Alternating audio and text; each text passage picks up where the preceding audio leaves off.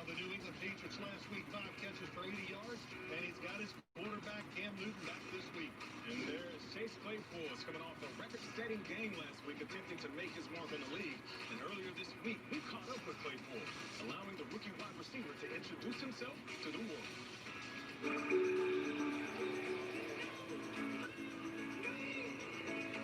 Let me introduce you. Chase Claypool, wide receiver, Pittsburgh Steelers. And Claypool to the end zone for the touchdown. Claypool again. Touchdown for the rookie from Notre Dame. Oh, great googly moogly. That is pure Canadian bacon. Not a lot of people come out of Abbotsford, so it's definitely not the easiest path. Abbotsford's a pretty small town relative to Vancouver. I wanted to make a point to stay there and not go to the States to prove to people that it is possible to come out of that town. So I had to do a little bit more just to get recognized. Having 10 receivers drafted before me is definitely motivation, but that's nothing new. It's been the story of my life, so just got to keep working and trying to beat the odds. I've experienced 2 losses due to mental health. Most recently, my teammate, Samuel Ugo, who was denied the proper mental health care from his local hospital, who I'm honoring, just ran his name on my wrist. Any way I can to raise awareness, I'm doing it. My tattoo is dedicated to my sister. It says 1,000 words won't bring you back. I know because I've tried. Neither will 1,000 tears. I know because I've cried. Until we meet again. It was on her funeral card. Hopefully I can get into a foundation or, donate to some charitable cause to kind of help that awareness. What's his nickname again? Mapletron. There was like a Twitter poll done by Pittsburgh after the draft. Fans chose Mapletron, which it's pretty catchy and it's clever. We'll use it for now until we find something else. He's a specimen, Chase Claypool. I have to work on my celebration game for sure. The second touchdown, I was supposed to do a celebration with Juju and James. It's like a little fish celebration, and I forgot about that one. And then they let me hear it. And then fourth touchdown, I was supposed to do a celebration with them, and I forgot. And then I was going to do my own celebration, and then I remembered last second. So that's where the confusion came in. Juju kept saying, he's like, man, like, you got to lock in when you score. Like, you got to remember these things. I was like, I know. I said, I let the team down. And remember that October is Mental Health Awareness Month. You never know when someone needs you, so let's continue to check in on one another. But let's check in on some rookie wide receivers for the Steelers. Now, because he has put up legendary numbers, right? Look at Swan, his rookie year. Larry Swan, absolute legend, right? 2 touchdowns. John Starworth, legend. 1 touchdown in rookie season. Rookie season for Hines Ward, 0. Rookie season for Antonio Brown, 0. Now, why? Because they had coaches that didn't like the front. Right. Well, and Chase Claypool, he has 5. He had 4 in 1 game, coach. Do we give him the gold jacket now? I'll tell you what, he's a great fit for Pittsburgh. You talk about what he is as a person, too. The Yinzers will embrace him. And I'll say there is a culture there that says you have to earn the right to be on the field. All my receivers covered kicks the first year. They played special teams, and then they went on there. This kid right now from Ben Roethlisberger, he's given him a target that he has not had in terms of his size. Yeah, let me just say this about him. Of course, he's been outstanding. Went later in the draft, he should. The teams that drafted the 10 before him, how do you like me now? But the wide receiver group, it's been terrific this year. They have let anybody down. And look, these kids grow up in high school, college, running 7-on-7s, catching passes, and they bring it to the league. I was going to say the exact same thing. Going into the draft, everybody said it was a deep pool of wide receivers, and certainly we have seen that. But we haven't seen it really on a consistent basis. Maybe Justin Jefferson up in Minnesota, but every one of these kids has had their moment on a Sunday or Monday night. We just want to see consistency out of all of them. No doubt. I like the character and the makeup of this kid from Racing. Really? That is awfully good to see. All right, folks. Hey, look at the NFL Today Fix, presented by Allstate. The question is, who will protect home field today? A tight race between all of you guys. Only 3 games separated between first and last place. So I'm leading Chicago over Carolina. That's the upset special today. Go. I protected home field today was going to be the Tampa Bay Bucks as they protect one against the Green Bay Packers, and your MVP I candidate. have the Dallas Cowboys over the Arizona Cardinals. Who you got? And I have what the professor has. I have the Chicago Bears over the Carolina Panthers. Yes, sir. Wow. We'll kick off just a few minutes away, Nate. We will get you out to your game next. And for those watching the Jets and Dolphins later today, we'll be right back after this.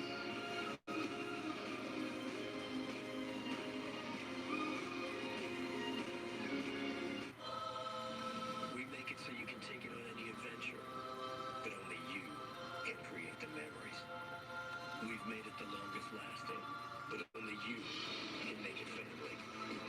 And that's why, for 80 years, we don't make you. You do.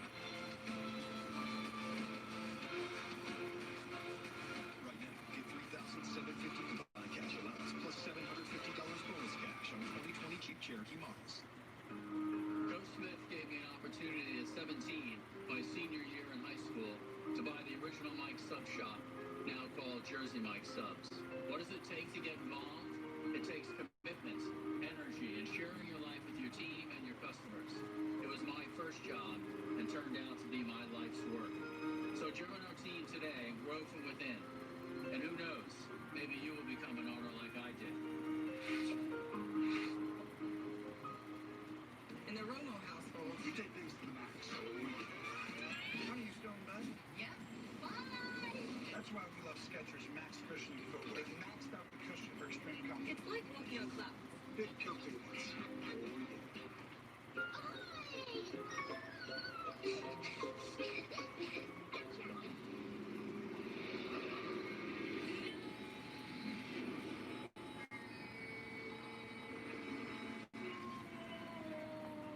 Quick! The quicker picker-upper. The Bounty picks up messes quicker. And each sheet is 2 times more absorbent, so you can use less. What? Bounty, the quicker picker-upper. Brush aside the doubters, the naysayers, the noise. Oh, and lint. You're not ready for gray, so brush it away in 5 easy minutes. Just for men, mustache, and beard. Be the better man you are, and look the part.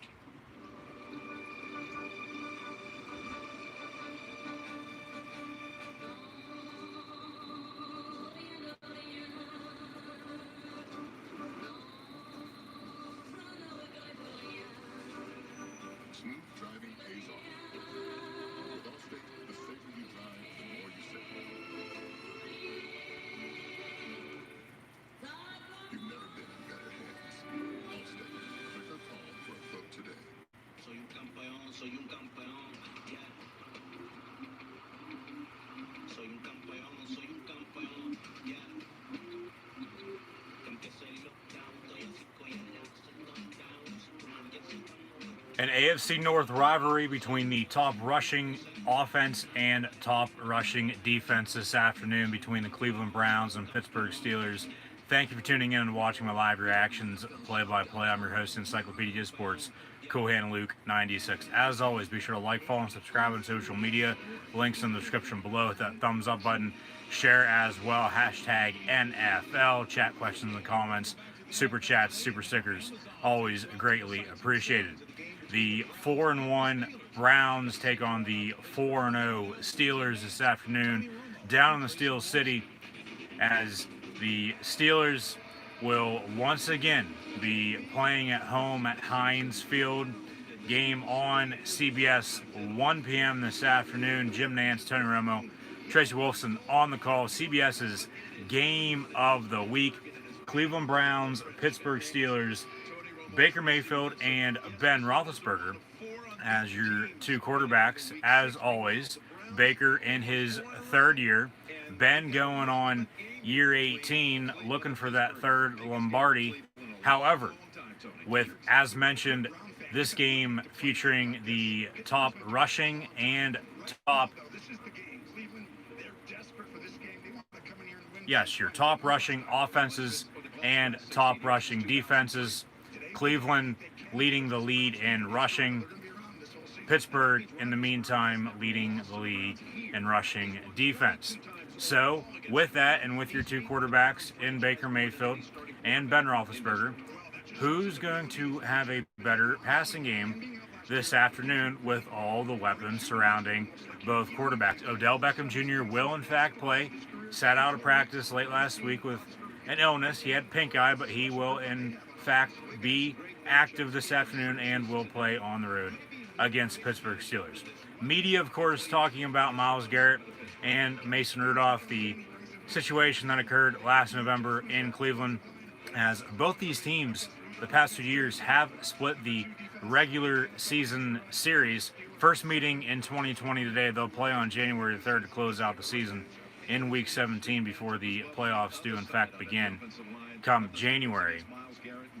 However, who will in fact have a better passing game, as mentioned, with both teams having the top rushing offenses and top rushing defenses? As mentioned, Chase Claypool came on strong last week for the Pittsburgh Steelers offense. Deontay Johnson going to be out with an injury. Deion Kane activated from the practice squad, so keep an eye out for him. Potentially, of course, still have Juju Smith-Schuster along with Chase Claypool and James Washington. Ray McLeod's been playing well so far this season as well for the Pittsburgh Steelers. Pittsburgh 4-0, hosting the 4-1 Browns, who have won 4 straight. So both teams have won 4 straight. Pittsburgh with an early bye to that Titans postponement that will now occur next week. Tennessee hosting Houston today. Baltimore has not lost since losing to the Baltimore Ravens Week 1.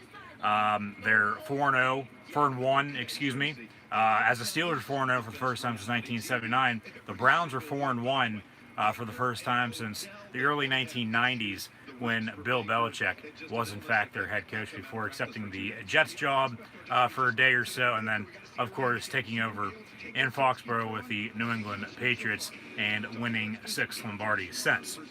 But some keys to the game, as mentioned, with Cleveland having the top rushing offense, even having Nick Chubb on IR with an injury. Kareem Hunt, the former Toledo Rocket and Kansas City Chief, before battling some off-the-field issues, regaining his momentum, landing on his feet with the Cleveland Browns, able to run the ball effectively well with their first-year head coach in Kevin Stefanski, who came down from Minnesota as he was the Vikings offense coordinator the past few seasons.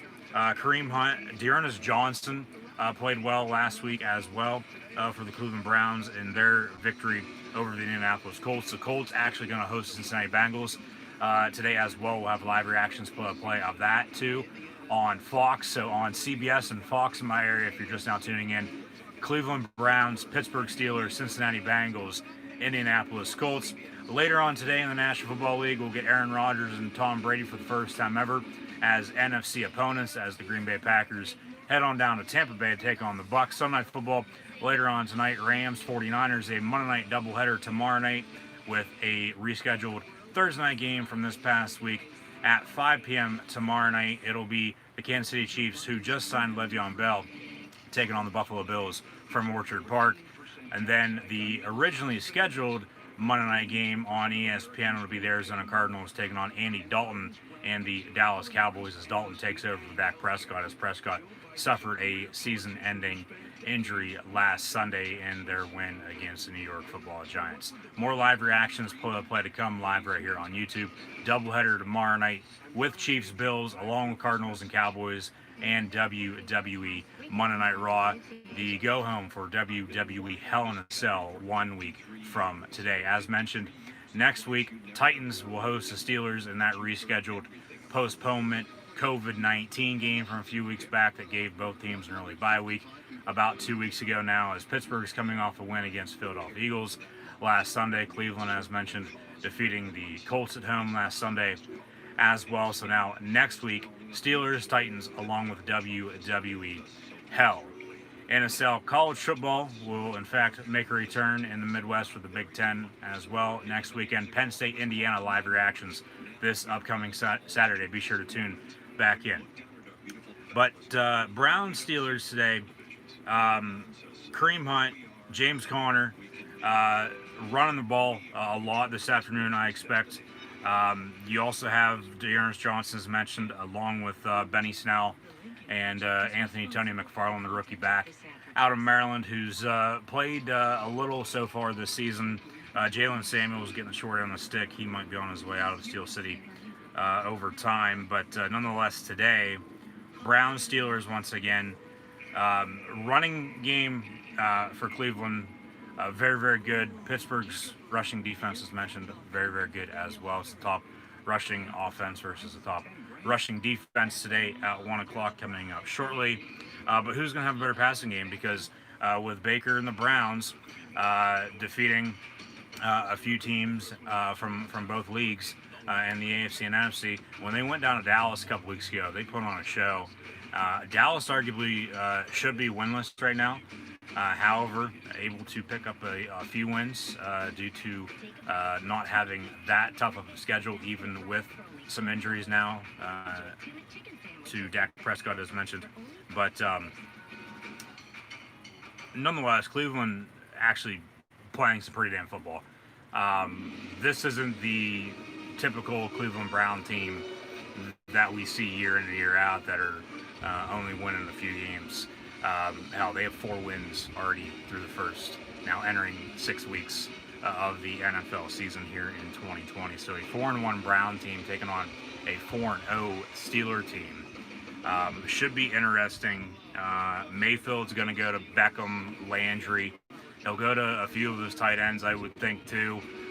Pittsburgh going to load the box, so you would think at least bring some pressure. Baker went down with an injury last week as well, with a rib injury, but he says Mama didn't raise no wuss, so he will in fact be playing today.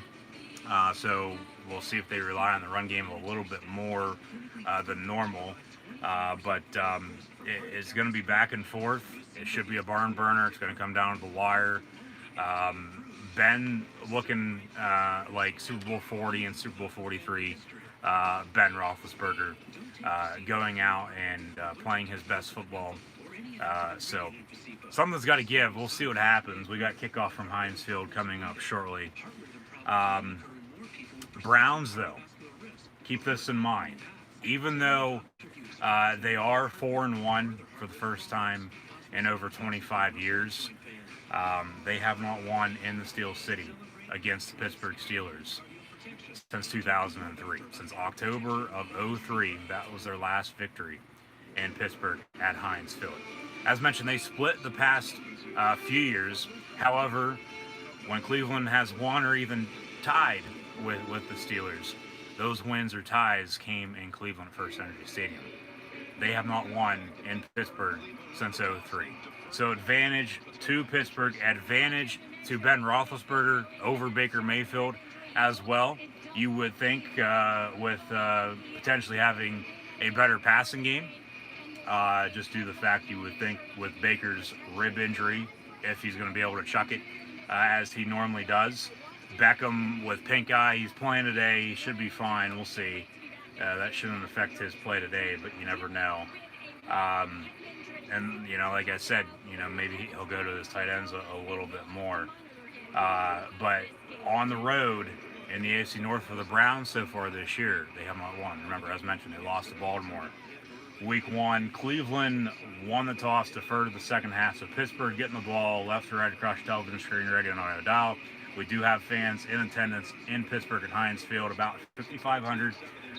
Once again, just like it was last week against the Philadelphia Eagles. So here comes Big Ben Roethlisberger.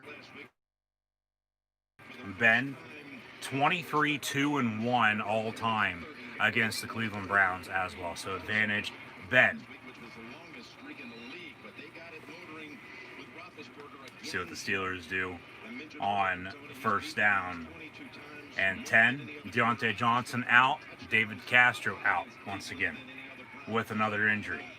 Ben going to be under center, first and 10 from the 25, man in motion near side. Fake the give to James Washington, hand off James Conner. He picks up 5 to the 30. Second down and 5 for the black and gold offense.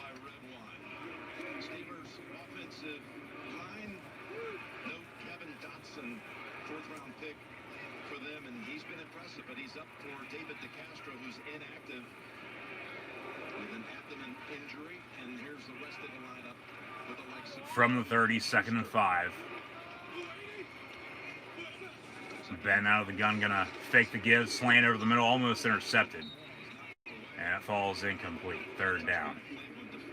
14:24 to play in the opening quarter. A 5-yard run for Conner on first down.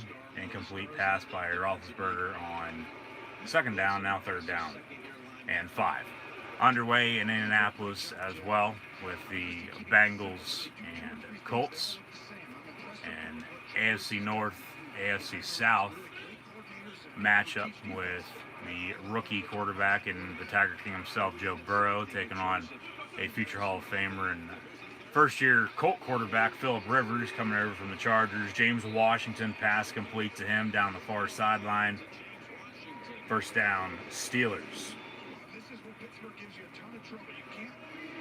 Looked like Baker Mayfield was talking some trash there after the catch. Of course, Mayfield went to Oklahoma. James Washington went to Oklahoma State.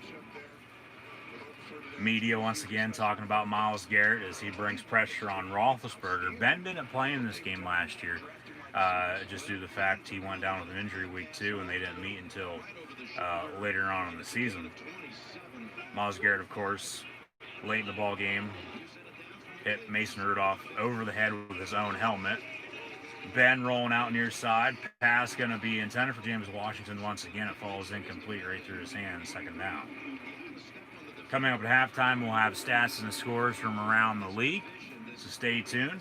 Take a look at the AFC North standings. Pittsburgh, Baltimore, Cleveland, and then Cincinnati.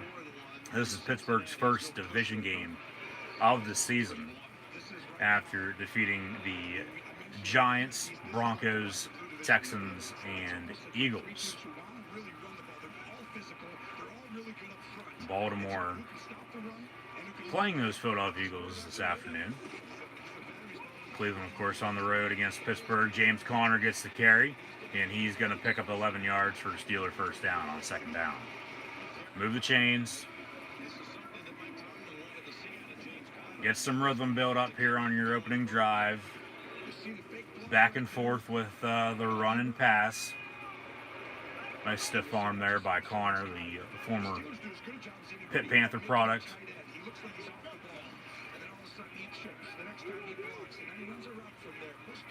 Yeah, not a good stat right there. 0 touchdowns for Pittsburgh on their opening drives this season.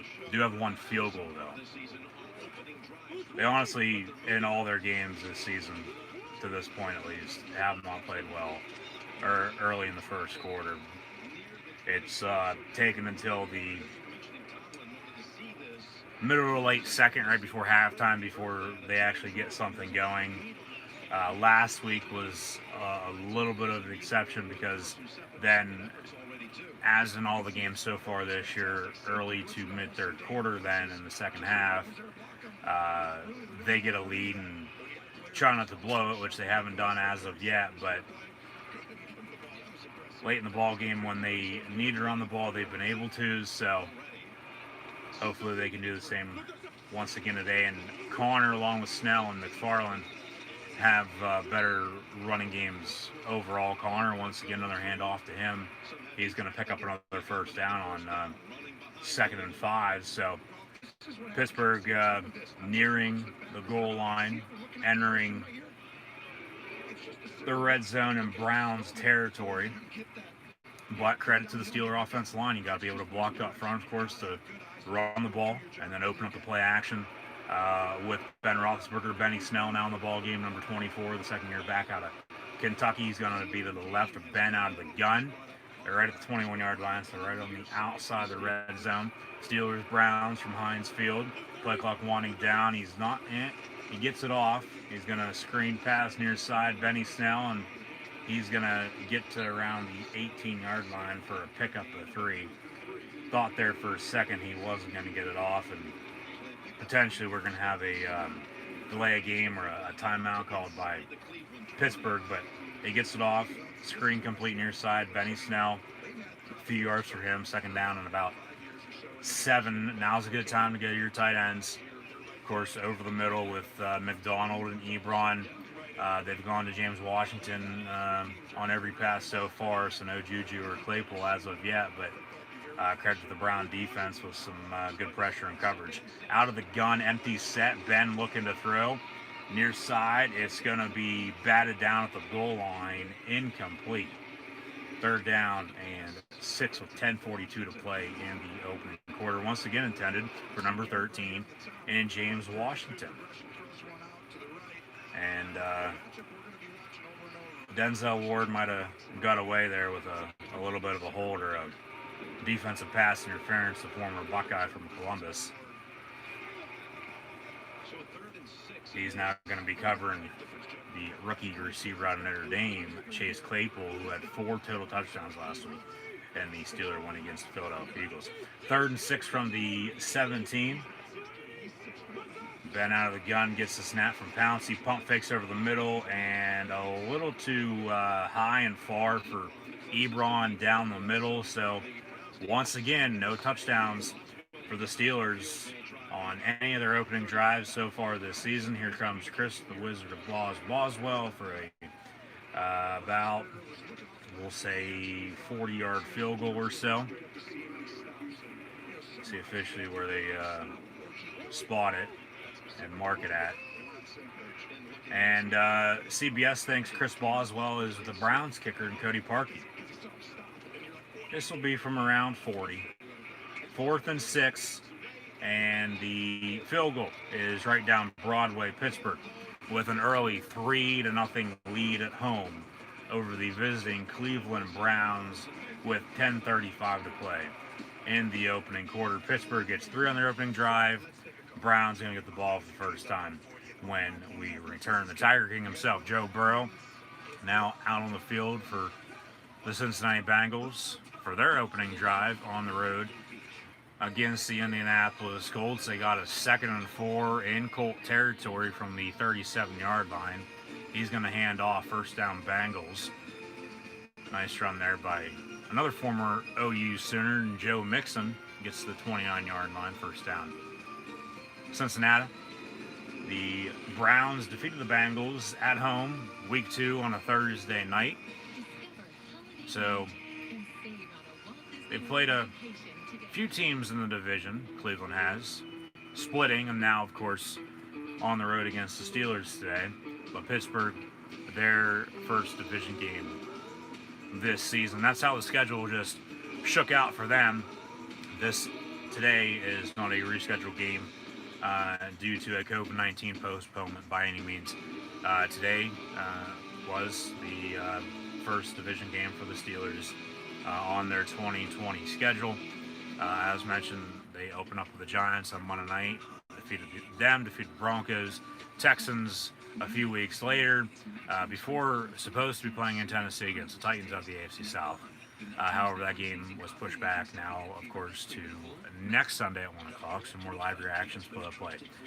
Then, so they got an early bye week 2 weeks back, hosted the Eagles last Sunday, hosting the Browns today before they go on the road next Sunday to Tennessee, on the road following week to Baltimore before going to Dallas on November the 8th to take on Andy Dalton and the Cowboys, as Dalton once again takes over for Dak Prescott following a ankle injury that has now sidelined him for the rest of the season.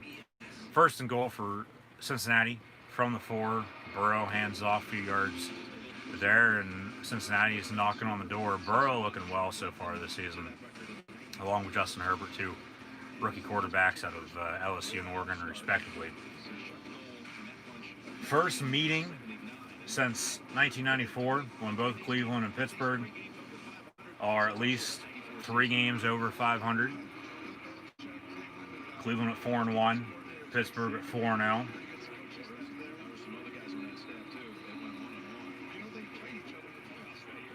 Always a good game between Cleveland and Pittsburgh, regardless of records. You can throw those out the window when these 2 teams play. And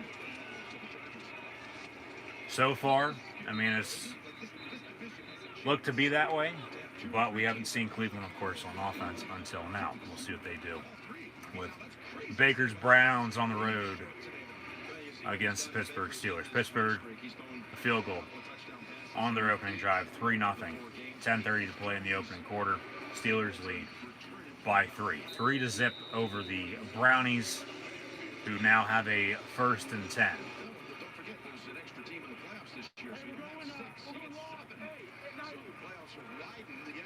Ball to the 21-yard line, out of the eye. Mayfield under center, man in motion near side. He's going to hand off Kareem Hunt. Hunt going to get a yard, and Kareem Hunt playing in Heinz Field.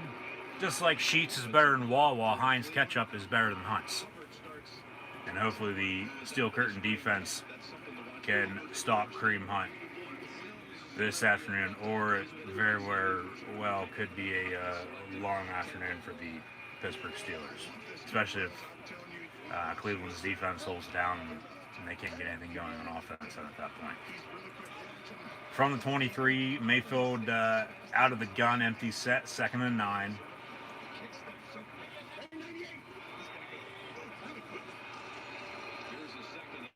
Pump fake's going to tuck it and run before being brought down by Cameron Hayward at the 28-yard line.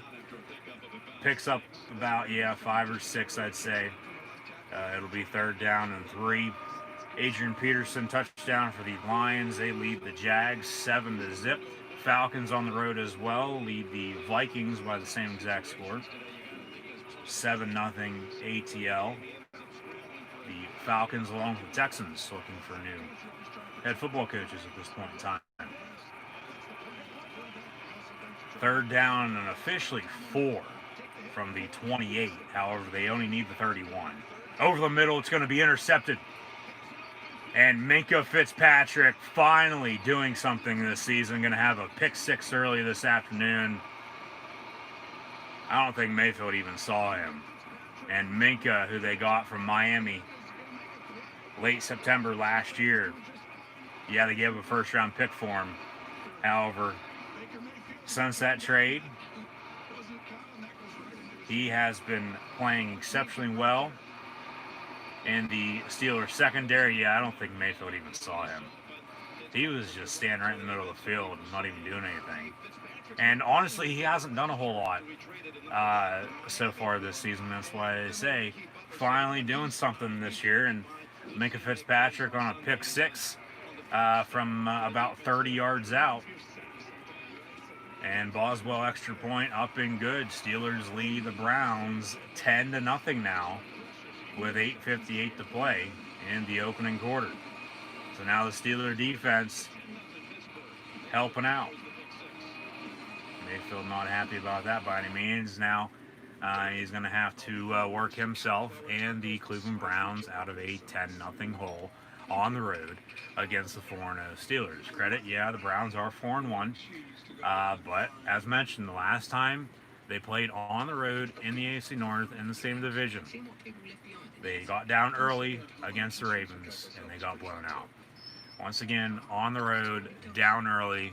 We'll see what happens. But Pittsburgh with an early 10-0 lead.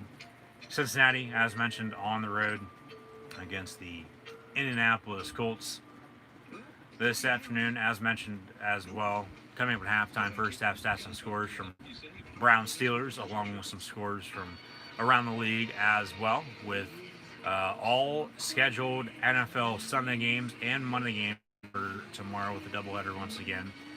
They are officially on.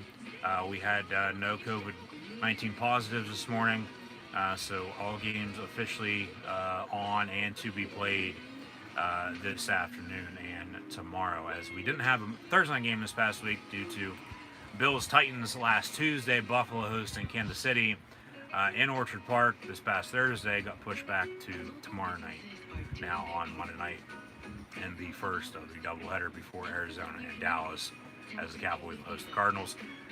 Bengals 7-0 on top of the Colts. Rivers and company on the field now for the first time. 1st and 10 from the 25, 11-17 to play in the opening quarter. Rivers out of the gun, gonna hand off. That's Jonathan Taylor, the rookie back out of Madison, Wisconsin. And he's also played well so far this season in Marlon Mack's absence due to an injury. Get a flashback to the Browns championships in the 1950s and the 60s. The Steelers winning 4 Super Bowls in 6 years in the 1970s before winning 2 more in 4 years within the past 15 years, back in 2005 and 2008. A lot of history with these two teams in the AFC North, as both teams, both cities aren't that far apart. A deep, rich rivalry in the National Football League. We're going to have a touchback on the kickoff now. 1st and 10 Browns from the 25-yard line. We'll see a replay now of that pick six by Minka Fitzpatrick. Mayfield out of the gun, was trying to hit a slant pass over the middle, and Minka stepped up and picked it off and returned it for a touchdown, and the rest is history. Officially from 33 yards out. Only his 8th career INT in his young career. Only played a few years with the Dolphins before being shipped out of South Beach to the Steel City. 3rd, though, for a touchdown, and of course that 3rd one being a charm so far today for the Pittsburgh Steelers, extending the lead to 10. Mayfield going to hand off, few-yard pickup for Kareem Hunt, 2nd down and 7. This is going into the game. Turnovers are always in a game like this going to determine the outcome of the defense. But I think their ability to set the edge on offense and on defense in the run game is going to be the key to this. Colts going to give the ball back to the Bengals, so Joey Burrow and the Bengal offense can get the ball back up 7. Mayfield over the middle. It's batted down to the line of scrimmage. Incomplete, 3rd down. And we got our first update this afternoon. It's going to be the Titans taking an early lead at home against the Houston Texans. Tennessee leads 7-0 over Houston. Titans beat Buffalo last Tuesday night. Had a strong second half. They played a full 60. Buffalo couldn't run the ball. And then came into the mix for Le'Veon Bell before he signed with the Kansas City Chiefs. Mayfield going to step up. However, brought down a sack back at the 25-yard line. That's Bud Dupree, T.J. Watt, Stephon Tuitt, Cameron Hayward. Mayfield with an early interception and now going down on a sack. Pittsburgh's sack streak continues, extends to 62 consecutive games. Pittsburgh has had at least one sack in 62 consecutive games now, as they are nearing history. 4th down and long, Cleveland on to punt.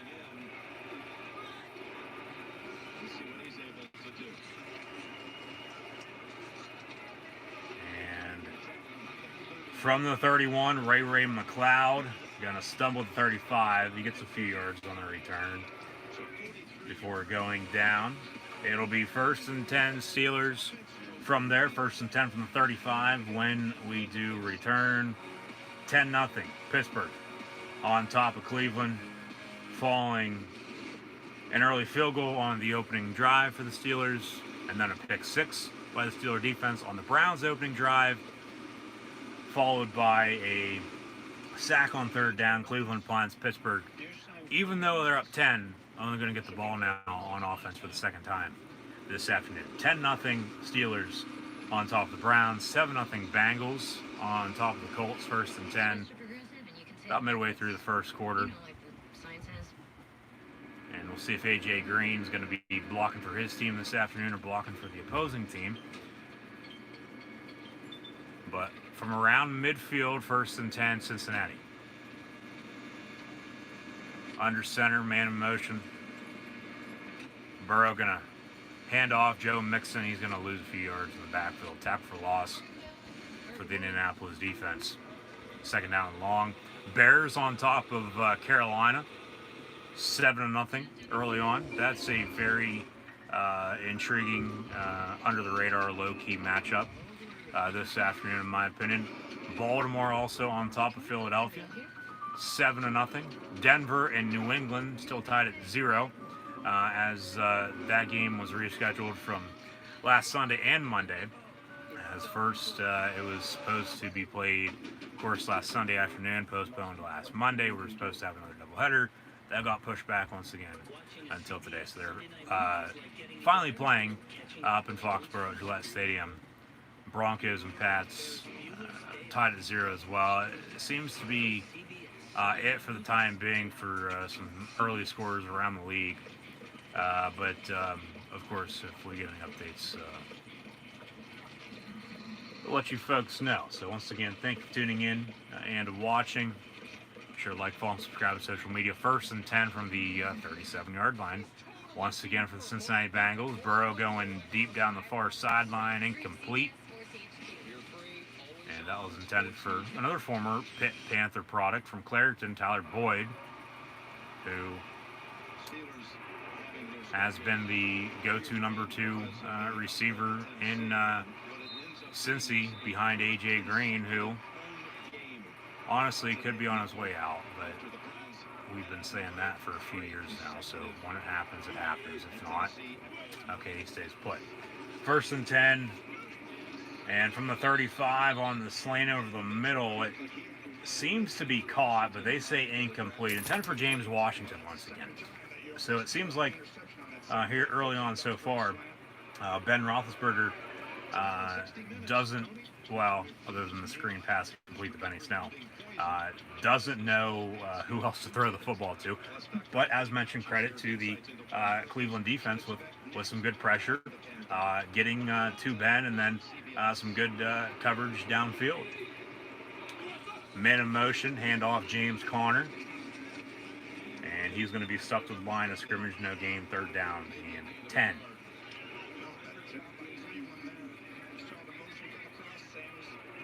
Another play earlier, and you guys were slow with their eyes, and that's just an adjustment. It's a 3rd and 9 coming up. Roethlisberger 2 for 7 at the start. Claypool and Smith-Schuster have not been targeted yet. A lot of passes early going in the direction of James Washington. But Jim, you got a lot of guys by line of scrimmage. He's trying to determine if he's coming or him. 3rd down. Ben looking to throw. He pumps fakes, and then he's going to be brought down on the sack back at the 22-yard line. As they brought an all-out blitz. And Pittsburgh's offensive line wasn't able to handle it. And Cleveland now with a sack of their own. So here comes Dustin Colquitt on to punt for the first time this afternoon. Cleveland going to get the ball back. Down 10 midway through the first quarter. Giants 3-0 on top of the Washington Redskins, the new Washington football team. Atlanta extends their lead as well to 10 on the road against the Minnesota Vikings. Colquitt on to punt. 4th and 21. Almost blocked. And it's going to bounce to the 40-yard line before being picked up by number 11, Donovan Peoples-Jones, former Michigan Wolverine. And he's going to be brought down after a few-yard pickup. 1st and 10, Browns when we return. Down 10. Steelers lead 10-0. Bengals still lead 7-0 on the road against the Colts. A 1-3-1 Cincinnati team taking on a 3-2 Colt team. Indianapolis and Carolina after some slow starts. 2 teams that come to mind that have been playing well as of late. Trying to get over the hump and get in the win column and try to make some noise, especially with that expanded playoff this year. 7 teams in the AFC, 7 teams in the NFC. Only the top seed will have a first-round bye. 2 will play 7, 3 will play 6, 4 will play 5 until we get to Super Bowl 55 in Tampa on February the 7th. Pass incomplete, intended for Joe Mixon in the back of the end zone. So now Cincinnati is going to have a 4th and a yard, 4th and 1 with 3:24 to play in the opening quarter. We'll see if they kick it or go for it. They're going to go for it. Burrow going to line up under center. 4th and 1 from the 1.5, and he's going to sneak it. And he might have gotten in the end zone there. That might be a touchdown for the Bengals. They signal touchdown Cincinnati, so Bengals taking an early 13-0 lead on the road. Just a few hours to the west. That's with, of course, Cincinnati being in the AFC North, but Indianapolis being in the AFC South. sort of doesn't make sense, but of course that's how the divisions line up, because you look at the north, you have Cincinnati, Cleveland, Pittsburgh, and Baltimore. In the south, you have Indianapolis, Tennessee, Houston, and Jacksonville. So, You think that's a bad move? you know, honestly, you would think the Colts would be delicious footlong. Amazing speech, Coach. a part of, say, the AFC North, or I mean, you don't want to go too far west, because then you'd be playing in the AFC West, taking on the Chiefs, who, I mean, if they bring back the AFC Central, you know, that'd be honestly not a bad idea, but obviously realignment's not going to happen anytime soon. You know, you'd have, you know, Indy, Kansas City, Tennessee, and Houston probably as a division in the Midwest, and down in Texas, of course. But first and 10, Cleveland. Mayfield under center, Hunt in the backfield. Ball at the 36-yard line. He's going to fake the give, roll out near side, complete. And that is one of his few tight ends, and Harrison Bryant, number 88, first down, Cleveland Browns. So, yeah, try to get the run game going if you're Cleveland. Open up play action, get your tight end. They have 4 of them. Stefanski loves to run the football. We saw what he did with Dalvin Cook in Minnesota. Out of the eye. Hooper in motion. Now Landry coming back in closer to the line of scrimmage. Another handoff, Kareem Hunt. And he's going to pick up a first down as well for 11. With the knee sprain, expected to miss a couple more weeks. Here's the influence of Bill Callahan, how great of a job he's done with this system. They just mash people. They're just going to go forward. Yep. I guess what you do. You got to have a good offensive line to be able to block, to run the football, and no wonder Cleveland has the top rushing offense in the National Football League.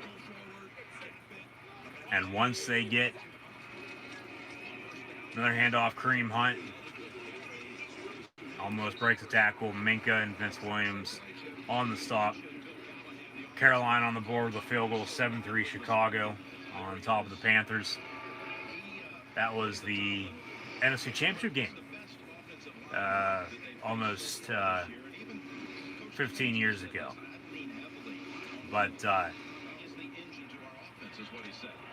once they get Nick Chubb back, that's why some people thought Cleveland might be interested in Bell. But once they get Chubb back, he stays healthy, hopefully. Hunt's still there. They're still going to have a good, strong running game for Mayfield. That's a hold. And Mayfield still goes down in the sack. Devin Bush. Stephon, too, was being held the whole time. But Bush brings down Mayfield for another sack. So 3rd and long for the Browns.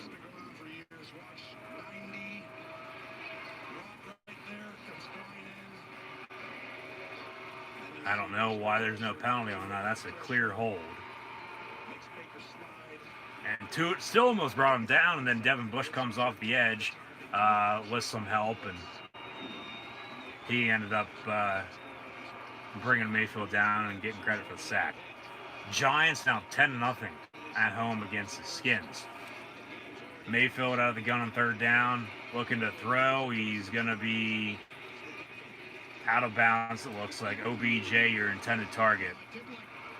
Incomplete, 4th down. And Cleveland on to punt once again, as they're right on the outside of field goal range. I mean, it wasn't a bad pass for OBJ, but he was out of bounds when he caught it. So yeah, Cleveland at the 43-yard line, especially in Pittsburgh Heinz Field. That's a little too far for a field goal, regardless of the direction. So now here comes Cleveland on to punt once again. And trying to pooch it, pin them deep.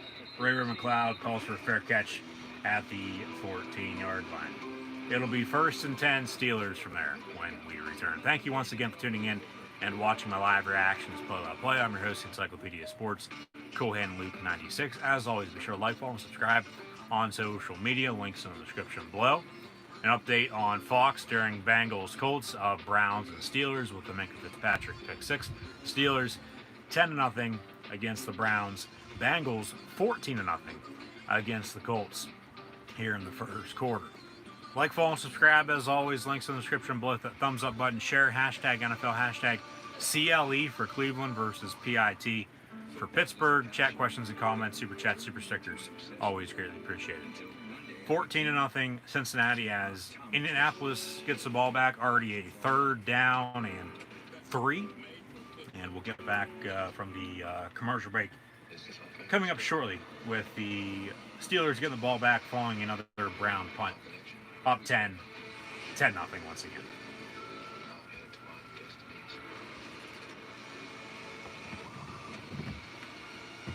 We have to sacrifice to protect our future.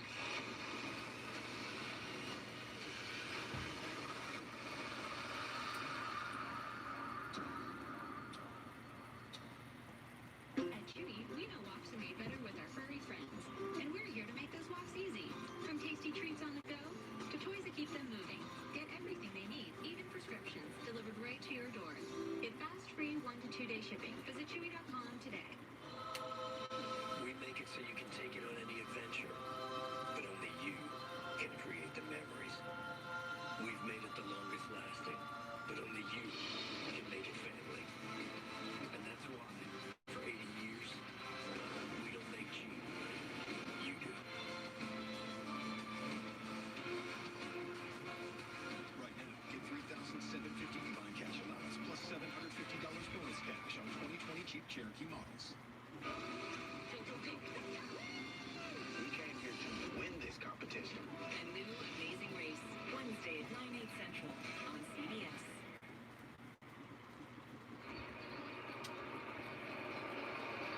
Back on CBS from Pittsburgh. 1st and 10 Steelers. 2:37 to play in the opening quarter. Steelers lead 10-0. Ball 14 under center's Ben. Gonna hand off James Conner. And he's gonna get a few yards before being brought down. Be about 2nd and 7, I'd say. Can obviously depend on the spot. We now see some highlights from some of the past few games for both Pittsburgh and Cleveland. A few good end-arounds from the wide receivers going for touchdowns the past few weeks. Ben gonna fake the give to Claypool on the end-around. Hands off to James Conner once again. He gets to the 20-yard line, so it'll be 3rd down and about 4. Titans extend their lead to 14, so they lead by 2 scores against the visiting Texans.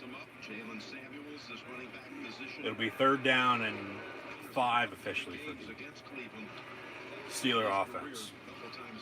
Rushing for over 130 yards and 2 touchdowns. Got off to a good start on that opening drive. Now 7 carries for 33.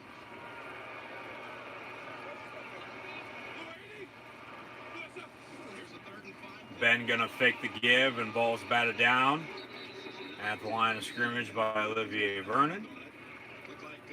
And it'll be incomplete. Another 4th down for the Steelers. And ever since that Minka Fitzpatrick interception, both defenses have stepped up, able to stop both the running and passing game. More so the passing game to this point, with Ben not having that good of a start. Both defenses have a sack apiece. But in the meantime, both Connor and Hunt are running the ball pretty well here in the first quarter. Colquitt on to punt once again. Going to be filled at the 45-yard line before being brought down right away by Highsmith, the rookie backer out of Charlotte. And we'll hit another commercial break with 1:04 to play in the opening quarter. Bengals with the ball once again on the road, up 2 scores as well against the Indianapolis Colts. This one has heated seats. This one has a mile-high cheering section. And this one's open all night long. So even if we can't all be at 11:01 Russell, we can still put the home in home team. So if you're Cleveland, your defense is make sure this thing doesn't get out of control, Tony. And now Baker and the Browns come out with another possession, starting with good field position at the 46. What would you like to see him do here if you're Cleveland? Do the pass plan. Just hand this ball off to the right. So you can. 1st and 10 from the 46. I think his team actually just run the football right. Mayfield going to hand off once again. And no gain for him. Tackle in the backfield by Stephon Tuitt. It'll be 2nd and long. The Steeler team. Watch how we're going to slide. See how everyone's running left right there? Well, if you're going to go lateral against the Steeler defense, they are going to give you a lot of trouble, I believe, just because they have people at all 7 spots who are outstanding. If you go straight at them, now it's just big on big, and let your running back decide what they'll do. Trips near side, 2nd and 11 from the 45. Mayfield out of the gun. And he's going to dump it off Kareem Hunt. He gets out past midfield. He's going to pick up a 1st down. 12 yards on the reception, 1st down Browns. It's going to be a 1st down. That's a great job by Hunt. But that's the best throw of the game right there for Mayfield. It didn't look like that hard, just the tailback, but it was a great throw, great timing. Kareem Hunt now getting a breather on the sideline. He'll get an extended one at that. Officially now, end of the 1st quarter, Steelers on top of Browns by 10. 10-0. Cincinnati making plays. They have another 1st and goal. Up 2 scores. However, they're going to have to switch ends. They're also now officially at the end of the 1st quarter, too. So at the end of one in both games, officially in my area, the Steelers lead the Browns by 10-0, and the Bengals lead the Colts by 2 scores, 14-0. If you hear any noise in the background, just some dogs barking, don't get worried. Thank you once again for tuning in and watching. As always, be sure to like, follow, and subscribe on social media.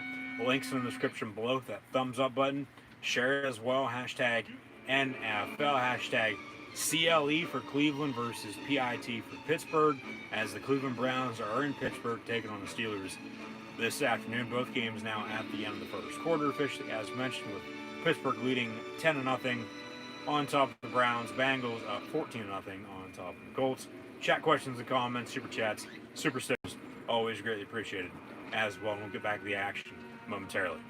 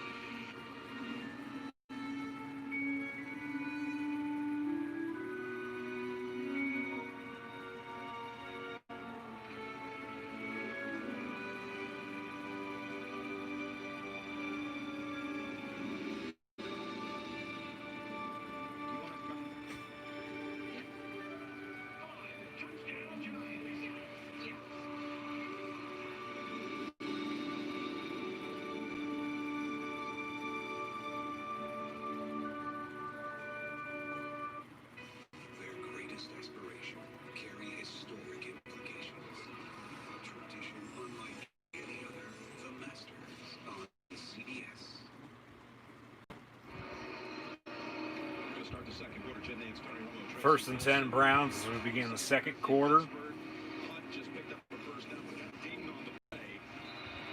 And yeah, he took a hard shot, hard hit. And yeah, he was getting a breather there, and then we hit the end of the one. So we'll see if he can get back in. He puts his helmet back on, so he should be fine. It would come back in, you would think. As we just ended the first, now entering the second quarter. See some highlights from the first with, of course, the field goal and then the pick six and a few sacks. Both teams so far able to run the ball extremely well, but passing game, not so much. 2nd and 4 from the 38. Mayfield going to fake the give, then dumps it off near side. It's going to fall incomplete. And Terrell Edmonds on the coverage for the Steeler defense. 3rd down and 4. Baltimore now 14-0, along with Detroit. Both teams on the road. Baltimore leading by 2 scores against Philadelphia Eagles. Carson Wentz might be on his way out at the season's end.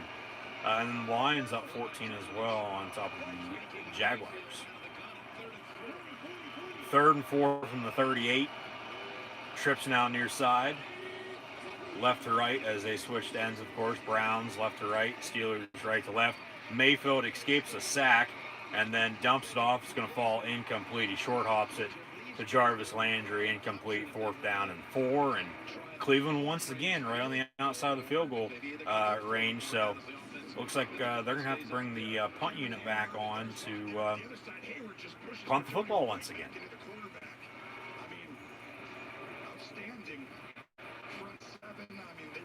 And once again, another drive stalls for the Cleveland Browns. Actually, they're going to stay on the field and go for it on 4th down and 4 a minute into the second quarter. Try to gain some momentum potentially off of a first down pickup on 4th and short. Same formation and then a false start. Now they're definitely going to have to punt. Shooting yourselves in the foot. Interception for a pick 6. Both teams, of course, both defenses have a sack apiece. But now our first penalty, a false start to the left side. Both left guard and tackle thought the snap was coming, but of course, no, it didn't. So 4th and 9, Cleveland on the punt for the 3rd or 4th time so far already here today. For the brand, both special teams units being used here early and often. And going to be another short punt trying to pin the Steelers deep. It'll be 1st and 10 from the 12-yard line now. So both teams since kickoff, honestly not that good with the starting field position. You know, like I said, we've seen both teams run the ball fairly good to this point. You know, nothing to either Connor or Kareem Hunt's caliber, of course. No breakaway runs by any means. Cleveland winning the screen game with Mayfield dumping it off to either Hunter Johnson and compared to, of course, Roethlisberger to Connor or Snell or no Tony McFarland as of yet, but it's still early on his second quarter. But both defenses stepping up, of course, when needed and forcing some very, very quick 3-and-outs. It seems like when Cleveland has been able to get a good drive going, seems like they're moving the ball. They always get stopped, you know, on 2nd down, which makes a harder 3rd down, and then we've seen, well, we just saw that false start on 4th down because they're going to go for it. Because it would have been about, we'll say a 55, 56-yard field goal from there. That probably would have hooked either wide left or right, depending on, of course, the snap, the hold, and the kick. But it seems like when Cleveland's able to drive, they've always had, so far today, something go wrong late in that drive, and the drive stalls, and they have to punt. I mean, like I said, we saw the pick six. We've seen a few sacks by both defenses. So both defenses stepping up here early on when needed. But both teams able to run the football, well to this point too. So, something's got to give. It's still early here in the first half. Just started the second quarter, so still a lot of football left to play, of course. But like I said early on, with Cleveland having the top rushing offense and Pittsburgh having the top rushing defense, who's going to have a better passing game? Who's going to be able to step up between Baker Mayfield and Ben Roethlisberger? As mentioned, would think Ben would have the advantage with Mayfield's rib injury that he suffered last week. Already has a pick six. Both defenses have sack pieces mentioned. But Ben overall has a 23-2-1 record all time against the Browns, and the Browns haven't won in Pittsburgh since 2003. Connor with another 15-yard pickup on first down, move the sticks, move those chains, and as Cincinnati takes a 21-0 lead on the road against the Colts, Pittsburgh, along with Cleveland here, even with a 10-0 lead, I mean, the difference is honestly just that pick six that Minka had. I mean, Pittsburgh had the opening field goal on their opening drive, but I mean, other than that, it's been pretty steady. It's, as we see another flag come in, this might be for a horse collar tackle or face mask.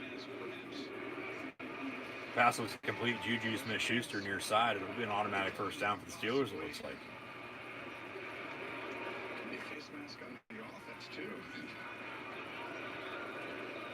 Personal foul, face mask on the Brown defense. That's 15 yards, automatic first down. Or the old spot foul. So, yeah, that's definitely a face mask. First down and 10. Ball spotted at the 42-yard line. First and 10 Steelers. Ben out of the gun. Over the middle. It's caught. Pick up about 4 yards or so. That's Juju Smith-Schuster once again. So early on for the Steelers, they targeted James Washington a lot. Now targeting Juju. Texans cut the lead to 7. 14-7 Tennessee on top of Houston. As the Houston Oilers, Tennessee Titans, Houston Texans play one another this afternoon. 2nd and 5 from the 47. Over the middle, it's caught. Ebron, first down, Pittsburgh. That goes for 7 yards. First down, black and gold.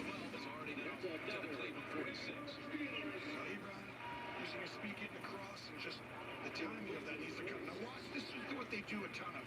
He goes up, he goes here. You'll see the Steelers over and over again. It's like a little bit of a triangle in the middle of the field. Crosser, guy behind him, and then usually the back comes in. So after a slow start, Ben opening it up. Starting to go to a few more of his weapons. Pass going to be caught far side. James Washington. He's going to get about 5 yards or so. It'll be second down. He had a couple of throws on this drive, 4 in a row, 4 for 4 on this series. Yes, he has, and he's finding that rhythm a little bit. And I do think for Pittsburgh, you got to throw the ball outside the numbers against this defense. If you get the ball outside the numbers, you have talent out there. They need to go deep is what they need to do. Nobody's took any deep shots yet. They rally, they tackle pretty well. The pick six was on a slant over the middle. Trips near side.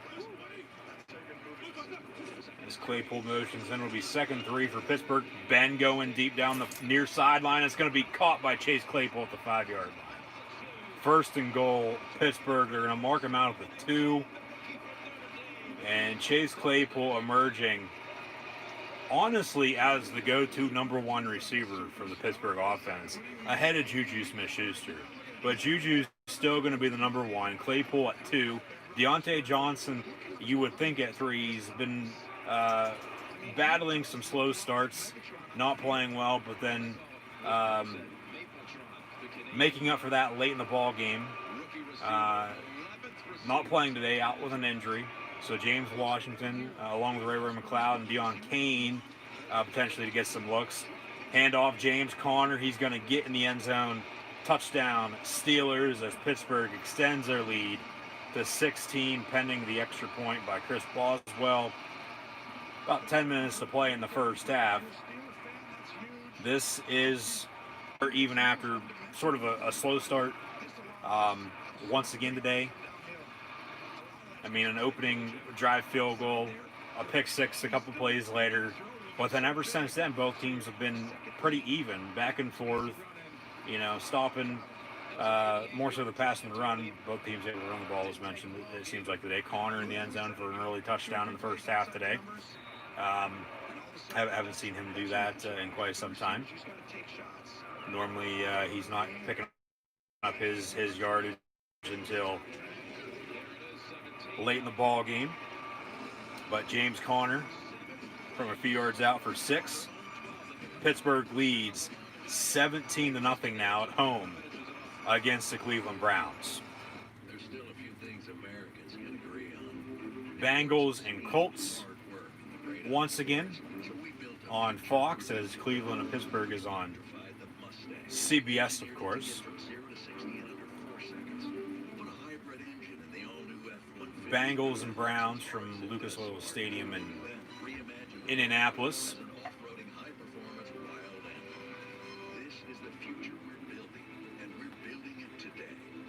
21-0 Cincinnati, which is honestly a little bit of a shock. Not really that surprised. Pittsburgh's up 17-0, but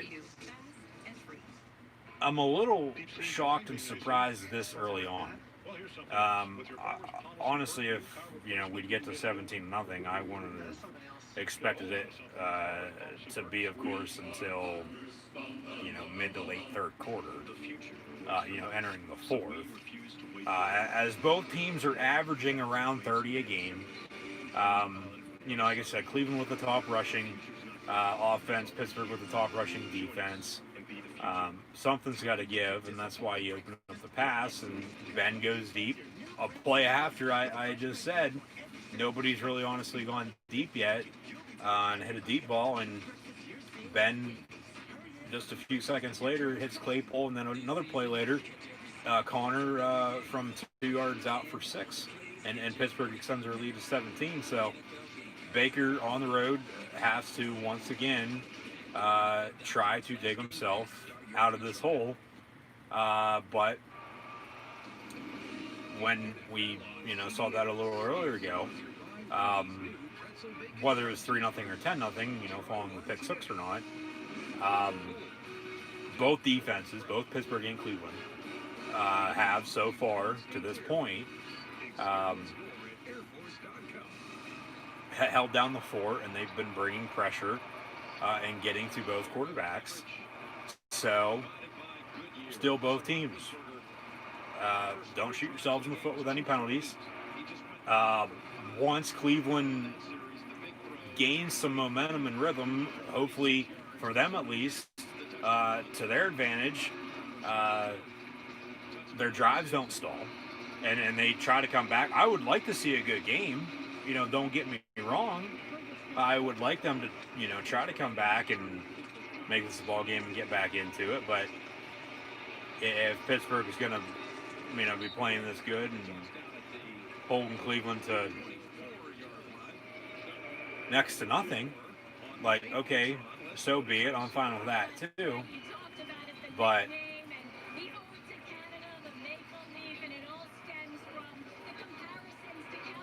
all right, they're now calling Chase Claypool Mapletron because he's sort of similar to Megatron and Calvin Johnson, but Mapletron because he's Canadian.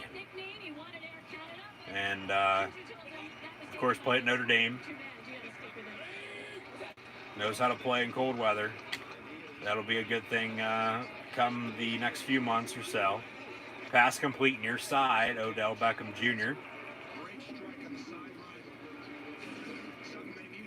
So Cleveland's offense now starting to, once again at least, move the ball. But once they move the ball, drives are stalled, and they end up punting.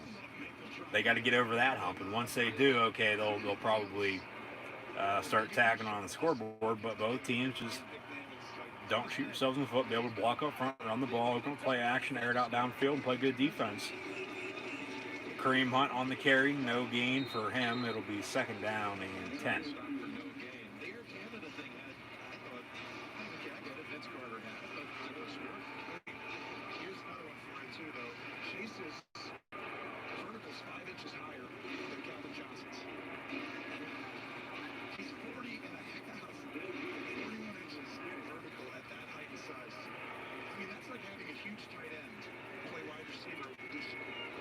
I remember back in February at the Combine, they were saying Chase Claypool should be a tight end in the National Football League with his size.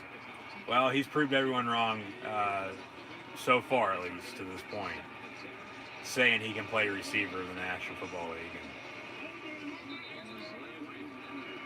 And I believe 6 total touchdowns now on the season, if I'm not mistaken, 5 in the past 2 games. Had one back against Denver, Houston, a couple weeks back last month. But he's stepped up. You know, like I said, he stepped up to be the number 1, number 2 receiver in Pittsburgh. And, you know, ever since losing, because everybody talks about the Steelers receivers now, you know, you go back to, we'll go back to the past decade to be safe for now. I mean, because you're pushing, well, even when Ben, you know, started in the NFL, Hines Ward, Plexico Burress, you know, ended up getting Santonio Holmes, Manuel Sanders, Antonio Brown, of course. Martavis Bryant worked out until it didn't, along with Emmanuel. And Antonio Brown. And then Bell, you know, able to catch the ball in the backfield. But they've honestly been looking for, you know, a deep threat for a while now. And you have some pretty good receivers, and they're all young. They're all 25 years or less in age. TJ Waddam was brought down, Baker Mayfield on the sack. Mayfield looking to air it out. It's going to be picked off once again at midfield. 2 interceptions now by Baker Mayfield. That went to number 20, Cameron Sutton.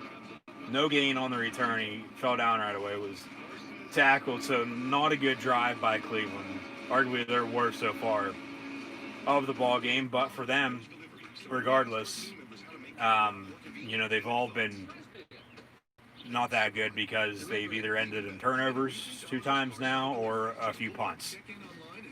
So Mayfield with 2 interceptions here in the first half, 1 per quarter. So if he keeps that up, you know, and Pittsburgh can capitalize, yeah, this could get ugly. And then we could see, you know, some more Snell and McFarland late in the ball game toting the rock, but Pittsburgh bringing pressure. Cleveland had a holding penalty on that drive too that backed them up, and then they sort of got away from the run on that drive. Mayfield airing it out once again, and another interception. So Pittsburgh going to get the ball back, 1st and 10 from midfield, up 17-0 when we return.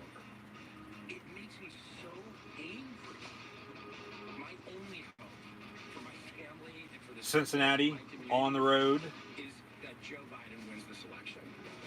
still up a few scores. The Colts just scored as they drove the length of the field, and now it's 21-7 early second quarter. 21-7 Cincinnati on top of Indianapolis. Remember a few years back, these two teams met on a Sunday afternoon.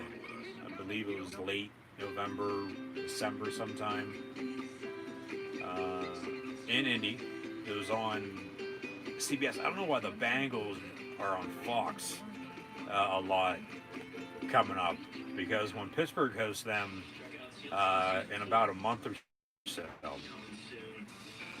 that game as well will be at 1 o'clock on Fox. Normally when the Bengals and Steelers meet at 1 o'clock on a Sunday afternoon, whether it be in Pittsburgh or Cincinnati, it's always on CBS.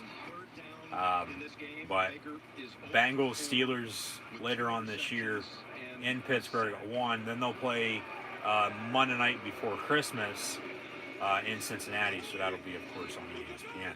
And Ben Roethlisberger with a free play, he's going to get Cleveland to jump off side, just going deep down the far sideline, and it's going to be intended for Chase Claypool once again. Almost brought it down, so they would have declined the penalty, but ball falls incomplete, and Pittsburgh will now have a 1st and 5 after a 5-yard offside by the Brown defense.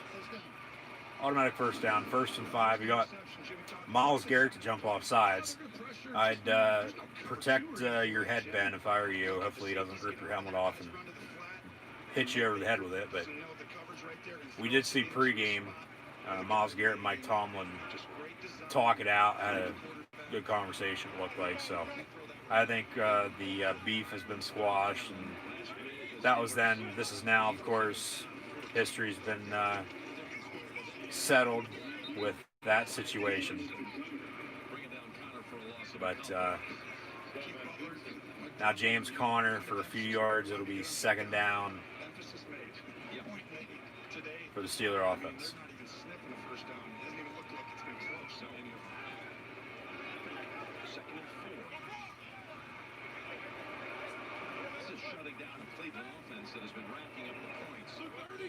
Trips near side, Ben out of the gun.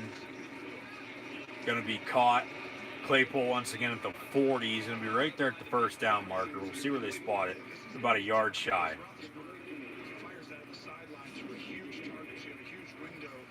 So it'll be 3rd and short for Pittsburgh. No Juju once again. Juju and Minkah Fitzpatrick having very, very quiet years so far. But Minkah had the pick 6 earlier. Maybe Juju can get out of his little slump he's in too. Ben out of the gun, going to hand off Conner. He's going to pick up the 1st down. Spin move to the 35 before being brought down to the 28. 1st down, Pittsburgh.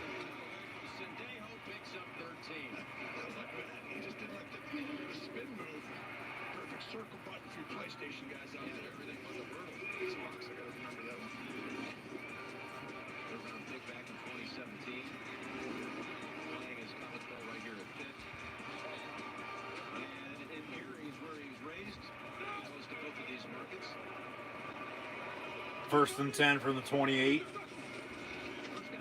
Ben pump fakes, going to go deep down the far sideline. Has a man wide open. James Washington, touchdown. Steelers. Pittsburgh now 23-0 on top of the visiting Browns. And once again, the Steelers capitalize off of another Baker Mayfield interception. Mayfield doesn't turn the ball over. It's still 10-0.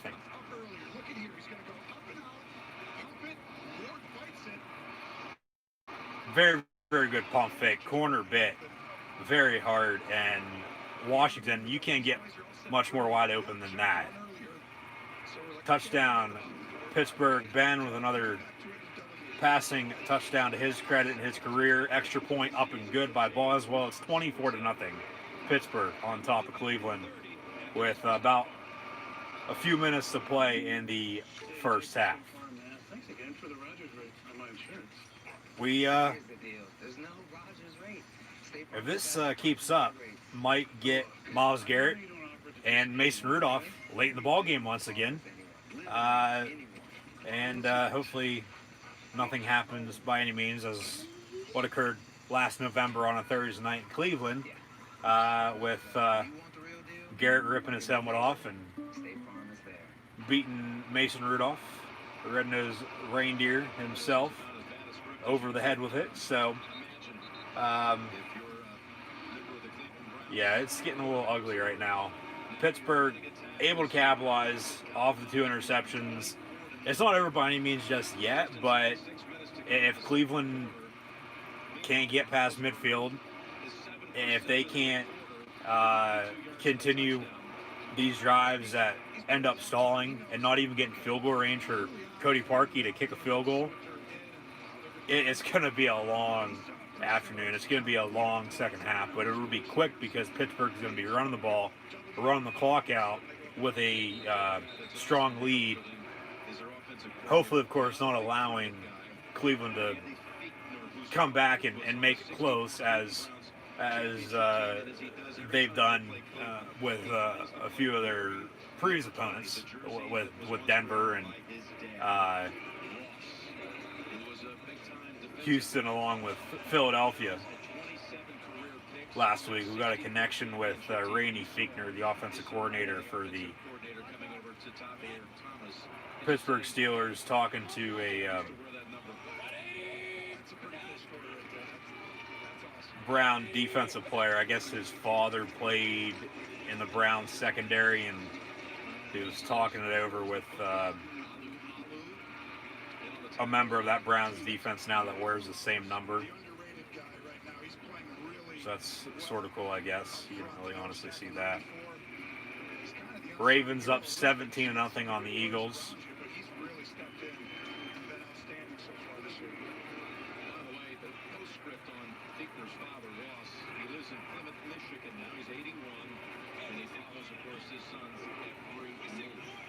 It'll be 2nd and 7 from the 28.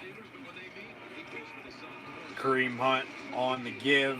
He's going to get 3 yards of 31. Tennessee leads 17-7 on top of the Houston Texans as well.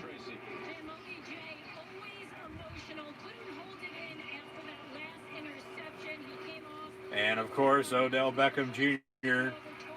causing a stir on the sideline. Give me the damn ball. Pissing everyone off. Trying to get them hyped up, though, and get back in this ball game.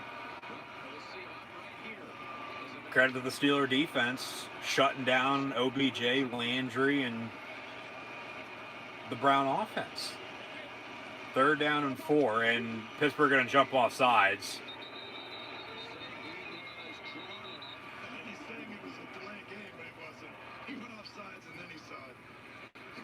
This will be an automatic 1st down and 10 for the Browns. That was 3rd and 4, so a 5-yard offside. It'll be 1st down, Cleveland. And TJ Watt got caught with a offside. Should have went and drilled Baker Mayfield. Well, that actually should be the 1st down. That was a 3rd and 4, the 5-yard penalty. We'll give him a new set of downs. Yeah, it'll be 1st and 10, Cleveland. We talked about a lot of watch this right here. This is the play before they ran. Setting the edge outside. This is what they're doing to everybody. Let's go deep down. Just see, he comes back. So from the 36, 1st and 10 Browns, they trail by 24 as the Vikings trail by 17 against the Falcons. TJ Watt with pressure almost brings down Mayfield, but Austin Hooper wide open, some busted coverage by Pittsburgh. 1st down Browns once again, and now they're moving the ball finally. They are in field goal range now, it looks like. So this drive, even if it does stall now, they'll end up with points. This is the wide zone. They're going to go, everyone goes this way, everyone goes this way. Well, the defenders, they got to run to their spots. And no one even sees the tight end just sneak out of Hooper. That's a huge play. Cleveland needs something. 1st and 10 for Cleveland ball at the 28-yard line. Mayfield going to hand off, no gain, and Stephon to it on the stop.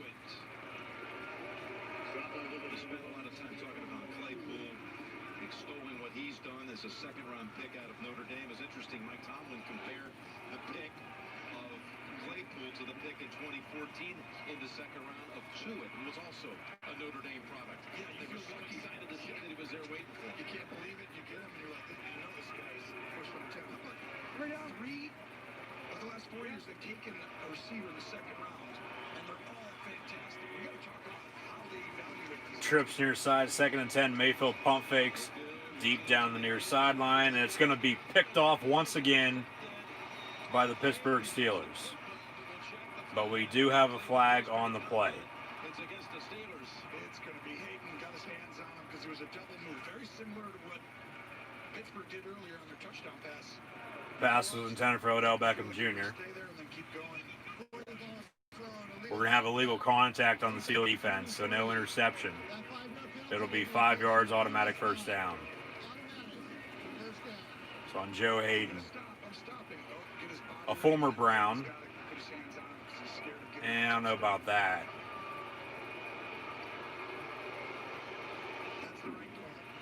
No, I don't know about that. It wasn't much of a push or shove by any means. That was honestly just some good coverage, and then Hayden still came down with the ball, but Mayfield stays with his 2 interceptions compared to 3 because of the penalty. 1st and 10 from the 24. Baker, once again looking to throw. He's going to dump it off far side, and it falls incomplete as Johnson heard footsteps and ended up dropping it. Falls incomplete. 2nd down and 10 as we near the 2-minute warning. Yeah, about 500 or 5,500 fans, excuse me. And fans required to sit in ticketed pod. Got to wear face mask, of course, and no tailgating. Devin Bush now injured on the sideline, not looking good by me. He's holding his left knee, but yeah, last week was the first time that in the state of Pennsylvania fans were allowed to attend a sporting event. So Pittsburgh allowing about 7,500 total with both teams, players, coaches, and personnel. And then, of course, everybody working the game, whether that be for the stadium or TV.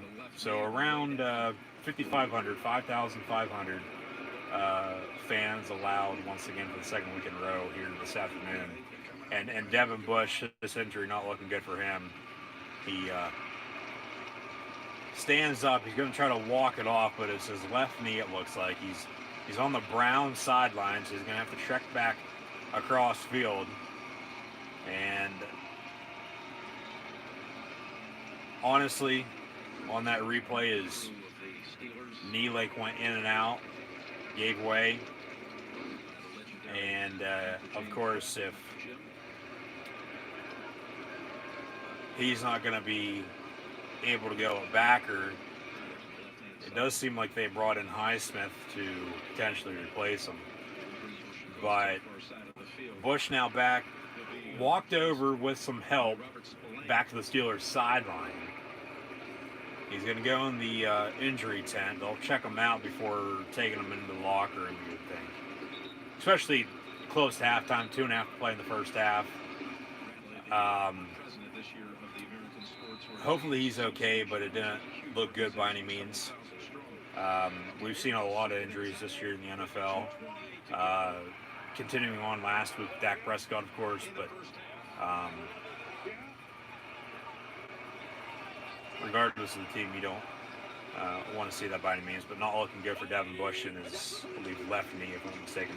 2nd and 10, Mayfield going to hand off Kareem Hunt after, of course, the injury delay. He gets about 5 yards to the 17-yard line. It'll be 3rd down, Cleveland. That should do it for the 2-minute warning. Cleveland will have a 3rd down coming out of that.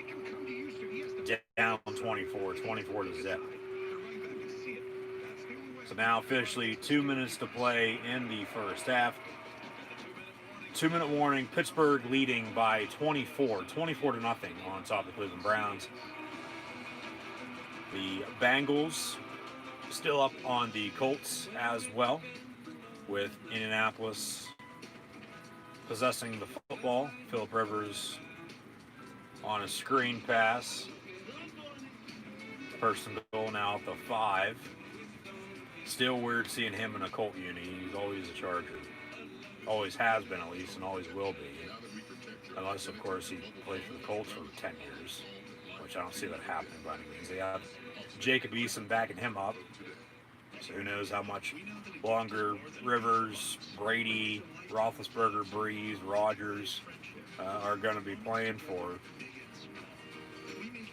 Pass complete, touchdown, T.Y. Hilton. However, there's a flag on the play.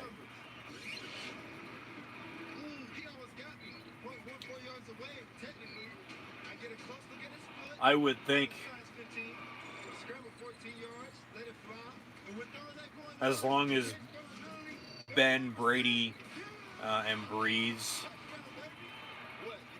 all at least get one more ring, that's when they'll hang it up and call it quits. Rivers, of course, you'd like to see him win a Super Bowl, but honestly, I don't think that's ever going to happen. I mean, the Colts, like I said earlier, after a slow start, they've been playing some dang good football lately, past few weeks, 3-2 now.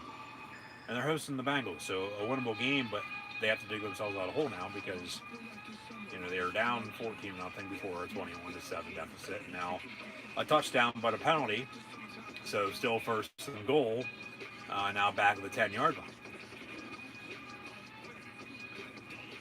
The AFC South, that division, is both Indianapolis and Tennessee to lose now, with Houston starting out 0-4, firing O'Brien. They won last week, losing on the road here early against the Titans. Everybody's going to play everybody eventually, of course, if in fact you're in the same division, or you're playing, you know, whatever crossover in the AFC and NFC this year, as that rotates every 4 years. But nice aerial shot of downtown Pittsburgh with Heinz Field and PNC Park a few blocks down. Devin Bush wearing a mask, walking off the field now with help into the locker room before halftime. Coming on a 2-minute warning, 3rd down and 5 Browns from the 18-yard line. Screen complete, Kareem Hunt. However, he's going to be brought down right at the first down marker. They should give it to him. Both teams, all 3 timeouts remaining.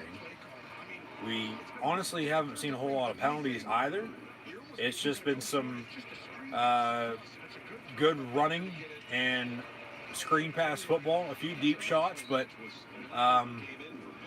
both defenses playing well, a few turnovers, and Pittsburgh capitalizing. We stand at 24-0 with 1.5 to play in the first half.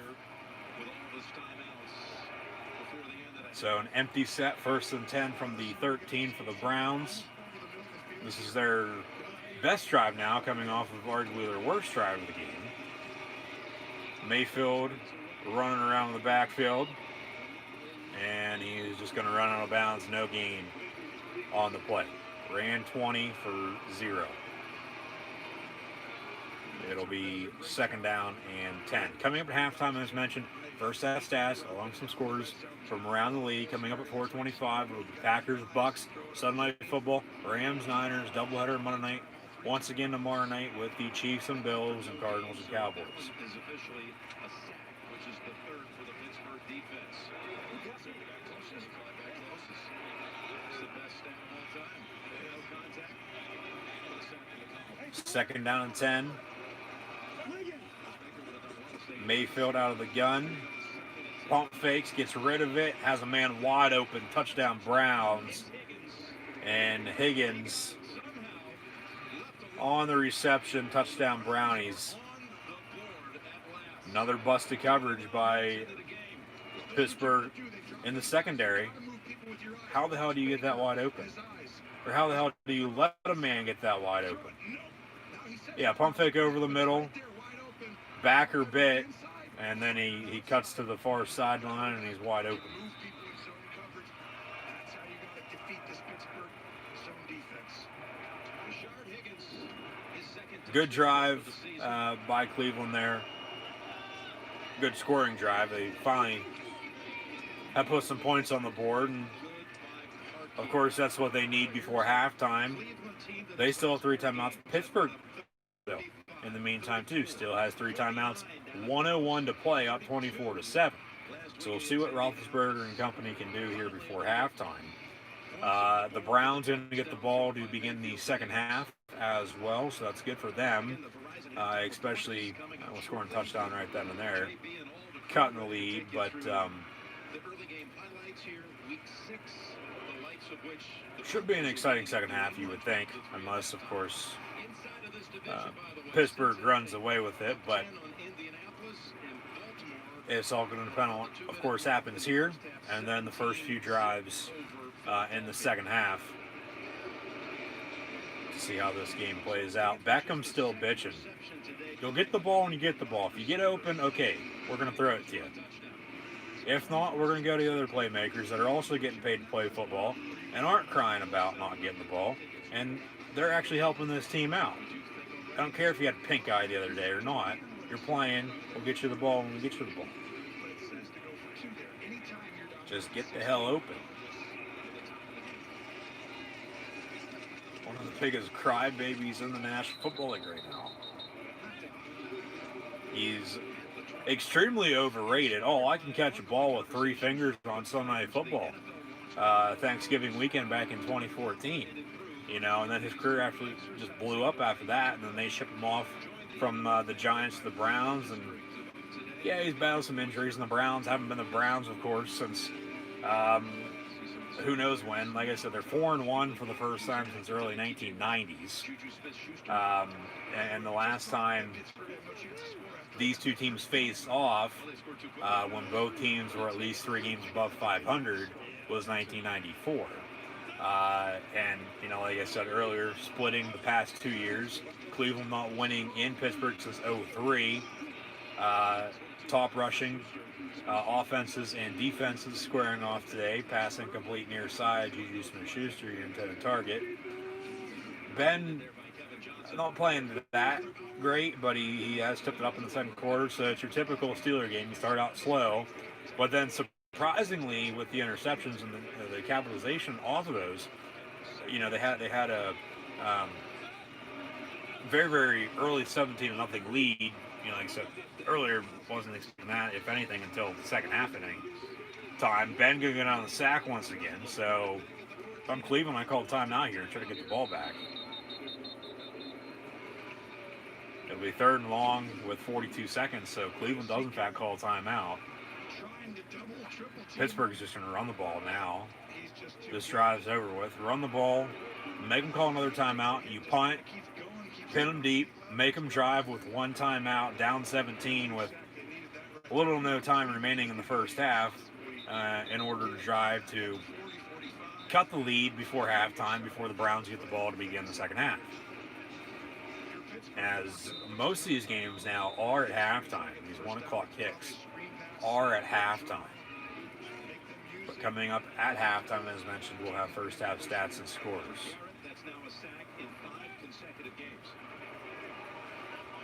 Just run the ball. Bubble screen near side, it's caught. And then, of course, he gets out of bounds. James Washington, you need to be brought down inbounds on that type of play. Make Cleveland call a timeout. Now they have 2 with under 40 seconds. They're going to get the ball back following this Dustin Colquitt punt. And, yeah, Cleveland's, you would think, the way they played on the last drive, they'd be scoring points coming up here shortly once again before halftime to cut the lead.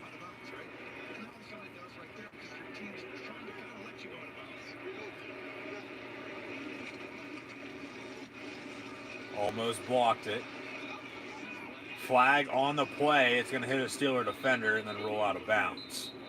An update of Browns Steelers on Fox during Bengals Colts. See what the flag is. Someone wasn't aligned correctly on offense usually, or it's just lined up off sides. It's not a whole lot of options there. So So it's just a line thing, and it's either side, and it could be anything, Jim. Yeah, and it came on a 4th and 12.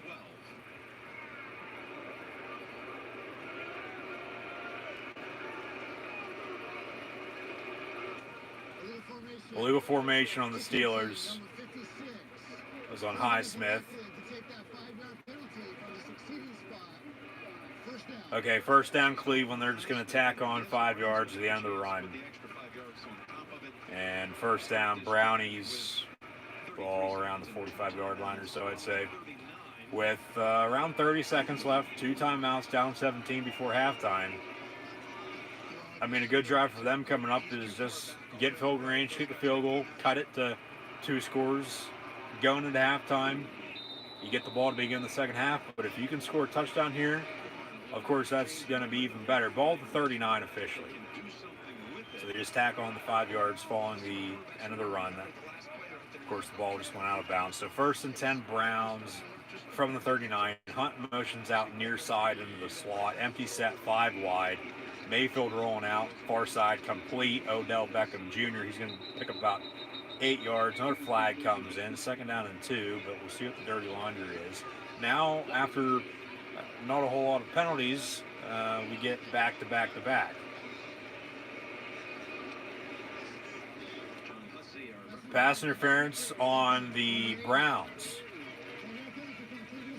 It'll be 10 yards. Replay first down. That was on Jarvis Landry. Another former Dolphin.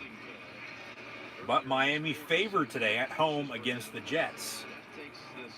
As the Jets are a complete dumpster fire right now. They are, in fact, the new Cleveland Browns. But Miami at home, coming back home after defeating the 49ers last Sunday, that game might be 2-0 as your final score in a couple hours or so. 1st and 20 from the 29, 24 seconds to play. Mayfield rolls out. It's going to be caught. Jarvis Landry, first down Browns. Or back, about 12 yards on the pickup. Back to around the originally scheduled line of scrimmage. The original line of scrimmage for the Browns, they give them 13 officially. So now 2nd and 7, he got out of bounds as well. So clock stops, 21 seconds to play. They still have 2 timeouts, down 17. It's 24-7 Pittsburgh. Ball to 42.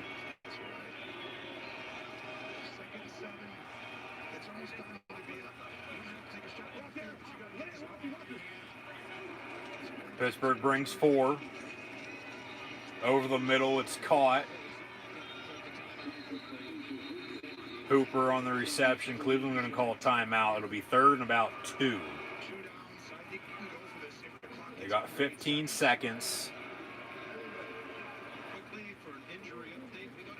I mean, honestly, they could run on 3rd and 1 here. Devin Bush with a knee injury is questionable to return. I would think he's going to be out the rest of the game, honestly. And then he'll be on the injury report all this week and might even potentially miss next week against the Titans.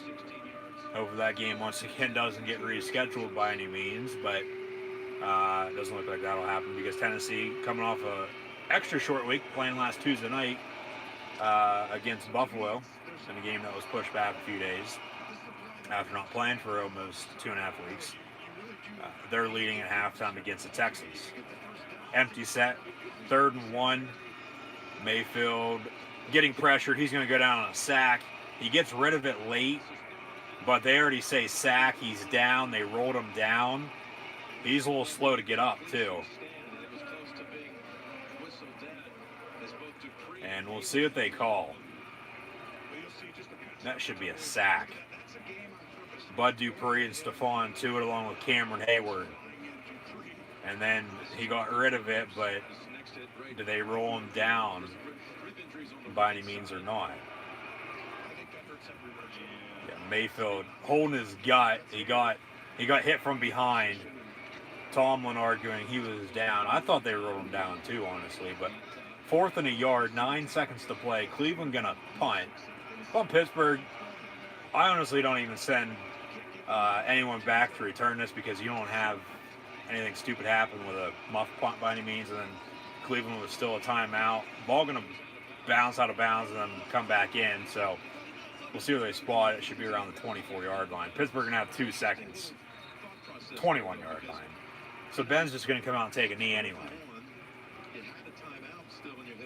So Cleveland not able to capitalize off of a penalty on the Steeler punt. They sort of moved the ball, but then they shot themselves in the foot with a few penalties of their own. Back and forth, up and down. Not a good drive by any means. They punt the ball back to the Steelers, who are just going to take a knee heading on into halftime now. So at halftime here today, the Steelers will lead the Browns 24-7. So officially now at halftime, 24-7 Steelers. But Cleveland, of course, would have liked to have gotten some points on that drive. Of course, that's not what happened. They will, in fact, receive a second half kickoff, though, as mentioned earlier. So at halftime, the Steelers, who are 4-0 for the first time since 1979, lead the Cleveland Browns 24-7, who are 4-1 for the first time since the early 1990s. Should be a good second half, you would think, especially after, like I said, somewhat of a slow start by both teams, even after the opening drive field goal by Pittsburgh. A few plays later, you have the pick 6. So it's 10-0. But then, since then, of course, Pittsburgh was able to capitalize off of another Baker Mayfield interception and then found Chase Claypool down the near sideline before a few-yard touchdown run by James Conner. So 24-7. Mayfield hit Higgins wide open in the back corner near side. So 24-7 is where we sit at halftime. But ever since 10-0, it was sort of slow, back and forth. Defenses were holding down the fort. We'll look at the stats coming up shortly, but with the top rushing offense versus the top rushing defense, something's got to give, of course. Who's going to have the better passing game? Both teams, so far here early on, more so than not, able to run the ball a little bit better than passing and catching the football in the first half. But that's where we stand at. We still got 30 minutes to play, so we'll see what happens. Something's got to give, as mentioned. Pittsburgh leads the Cleveland Browns 24-7 this afternoon. Cleveland once again has not won in the Steel City since October of 2003. Ben Roethlisberger is 23-2-1 all time. Against the Browns, they have split the past 2 regular season series. However, the ties and losses for the Steelers have come in Cleveland. Pittsburgh's wins, of course, since 2003 have come in Pittsburgh at Heinz Field. So at halftime, Pittsburgh leads the Cleveland Browns 24-7. And Cincinnati, a 10-point 24-14 lead on the road against the Colts. However, the Colts have a 3rd and 10 inside the red zone, ball at the 17-yard line. We've got a timeout, under a minute to play in the first half. And neither team, honestly, until late, too, with Cleveland calling a few timeouts there to game manage the ball and try to get that back, of course. Pittsburgh didn't call a timeout in the first half, which was a little shocking. But then Cleveland was able to capitalize with decent field possession, as mentioned, and good time left. So at the half, it's 24-7. We'll take a look now at Denver and New England. It's 12-3 Broncos on the road against the Patriots. Cam Newton back for New England after testing positive for COVID-19. Drew Lock back for the Broncos as well after suffering an injury week 2 against the Pittsburgh Steelers. Pittsburgh has not been on the road since week 1. Monday night win against the Giants. They'll go on the road next week to Tennessee before going to Baltimore and then Dallas. Baltimore, speaking of the Ravens, they lead on the road against the Eagles, who Pittsburgh beat last Sunday. 17-0 Ravens on top of the Eagles. Touchdown Colts in the meantime, just before halftime. So they cut the lead to 4 pending the extra point. Texans and Titans Tennessee leads by 11. It's 21-10.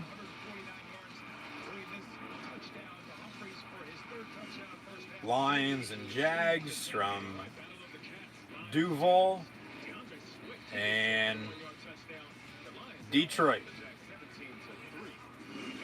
Bringing that Motown music to Skinner Country. Lions lead the Jags 17-3. Bears also lead on the road against the Panthers.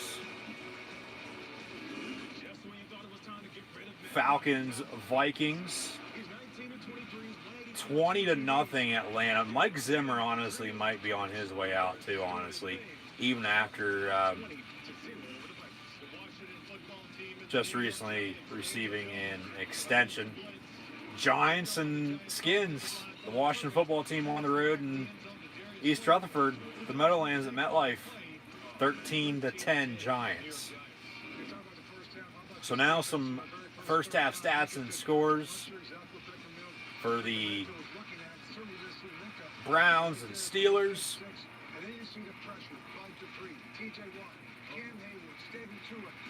At the half, as mentioned, the Pittsburgh Steelers lead the Cleveland Browns 24-7. Baker Mayfield is 9 of 17 for 116 yards passing, has 1 touchdown to Higgins, along with 2 interceptions. Kareem Hunt, 9 carries for 33 yards. Johnson, 2 of 6. Mayfield has 1 carry for 5 yards. Austin Hooper leads the way for Cleveland receiving, has 3 catches for 50 yards. Kareem Hunt, 2 of 17. Higgins, 1 of 13 on that touchdown. Landry, 1 of 13. Beckham, 1 of 12. And Harrison Bryant, 1 catch for 11 yards. Pittsburgh Steelers, Ben Roethlisberger is 10 of 17 for 129 yards passing and a touchdown. James Conner, 11 carries for 59 yards and a score. No Benny Snell, no Tony McFarland running the football for the Steelers this afternoon. However, Snell does have a catch out of the backfield on the screen for 4 yards. James Washington, 4 catches, 68 yards and a touchdown. Chase Claypool, 2 catches for 44 yards. Eric Ebron, 1 of 7. Juju has 2 catches for 6 yards. And those are, in fact, your first half stats for Cleveland and Pittsburgh. As mentioned, Tennessee leading Houston 21-10 early third quarter. At the half, Cincinnati leads Indianapolis 24-21 after that extra point was, in fact, up and good. So Indianapolis coming back from behind, trying to defeat the Joe Burrow-led Cincinnati Bengals at home. As Indianapolis coming from behind, we'll see if Cleveland can do the same thing on the road, down 24-7 against Pittsburgh Steelers. Atlanta leads 20-0 as mentioned. The Falcons over the Vikings. Broncos 12-3 over the Patriots. Both teams haven't played in a few weeks. New England coming off that Monday night road loss against the Chiefs, in which they traveled the day of, and then started Brian Hoyer because Cam Newton could not play due to a COVID-19 positive, and then Jarrett Stidham came in. Patriots ended up losing on the road against the Chiefs. This game was supposed to be last Sunday. It was then postponed to last Monday, and then postponed to week 6 today. They're playing early third quarter. Broncos lead 12-3 over the Patriots. Giants 13-10 over the Skins, the new Washington football team, early third quarter as well. At the half, Baltimore leads Philly 17-0. Bears 13-6 against the Carolina Panthers, early third quarter as well. Lions, Jags just began the second half. It is 17-3 Detroit over Jacksonville. Still to come though, as mentioned, Jets, Dolphins at 4 o'clock. Packers, Buccaneers at 4 o'clock as well, along with Rams, 49ers on Sunday Night Football. Chiefs, Bills, Cardinals, Cowboys, your NFL Monday Night Football doubleheader tomorrow night. Thank you once again for tuning in and watching my live reactions play-by-play. I'm your host, Encyclopedia Sports, Cool Hand Luke 96. As always, like, follow, and subscribe. Links in the description below. Hit that thumbs up button. Share hashtag NFL. Chat questions in the comments. Super chat, super stickers. Always greatly appreciated. Now some first half stats on Fox of these early 1 o'clock games in the NFL. As mentioned, Bengals, Colts on in my area on Fox. That just went to halftime. first half stats there, as we're also at halftime with Browns and Steelers on CBS, and just witnessed those first half stats and scores. So once again, thank you for tuning in and watching. Like, follow, and subscribe. Gridiron Ring, Cool Hand Luke 96 on social media. It's Facebook, Twitter, Instagram, and right here on YouTube. Hit that thumbs up button. Share. Chat questions and comments, super chats, super stickers. Be sure to tune back in for more live reactions, play live right here on YouTube. Let's see how the second half shakes out with the Cleveland Browns and Pittsburgh Steelers. Their first meeting since last December, as they met 2 times in about a month span last year, with, of course, Cleveland winning that early Thursday night game last November, and then a few weeks later, Pittsburgh returning the favor, winning in the Steel City last December. Meeting today, they'll play Week 17, January the 3rd in Cleveland. And we still got a lot of football to play today, still got a lot of football will be played from now until then, of course, before the playoffs begin. So, come then, it could be once again a highly anticipated matchup with these two clubs. But at the same time, hopefully not by any means for either. Will they stop playing good football and, start playing not so good football and, sort of go down the wrong path as the season progresses? But with that expanded playoff spot, as mentioned, a lot on the line with both these teams, honestly, even with how good the records are right now, because late in the year, the past few years, you go to some of the teams that were just on the outside looking in of making the playoffs, and both these teams have been there. Of course, with them playing the AFC North against one another twice a year, Baltimore and Cincinnati included, and with Pittsburgh, Baltimore, and Cleveland at the top, all with 4 wins right now, it's going to be an exciting finish. And schedules for all 3 teams aren't going to get any easier, by any means. Pittsburgh's got a tough 3-game stretch coming up, following today, but hell, entering the season, the first half of the schedule, tough. Giants on the road on a Monday night to kick off the year. They won by 5. A few days later, they defeated the Broncos by a short margin. And then the Texans. Before a week later, Houston lost once again and then fired Bill O'Brien. Steelers an early bye week, so they got to finish strong. Play, I believe it's 13, 14 consecutive weeks to close out the regular season before the playoffs begin. And then they play the Eagles. Last Sunday, almost blew that once again. Now up 24-7 at halftime. Hopefully that doesn't happen once again today, as it sort of has in every game so far this season. Like I said, they beat the Giants on the road week 1, almost blew that late. Beat the Broncos at home week 2, almost blew that lead late. Same thing with the Texans and the Eagles. And now today, before they go to Tennessee, Baltimore, and Dallas over the next 3 weeks. So we're gonna get the second half kick-started now.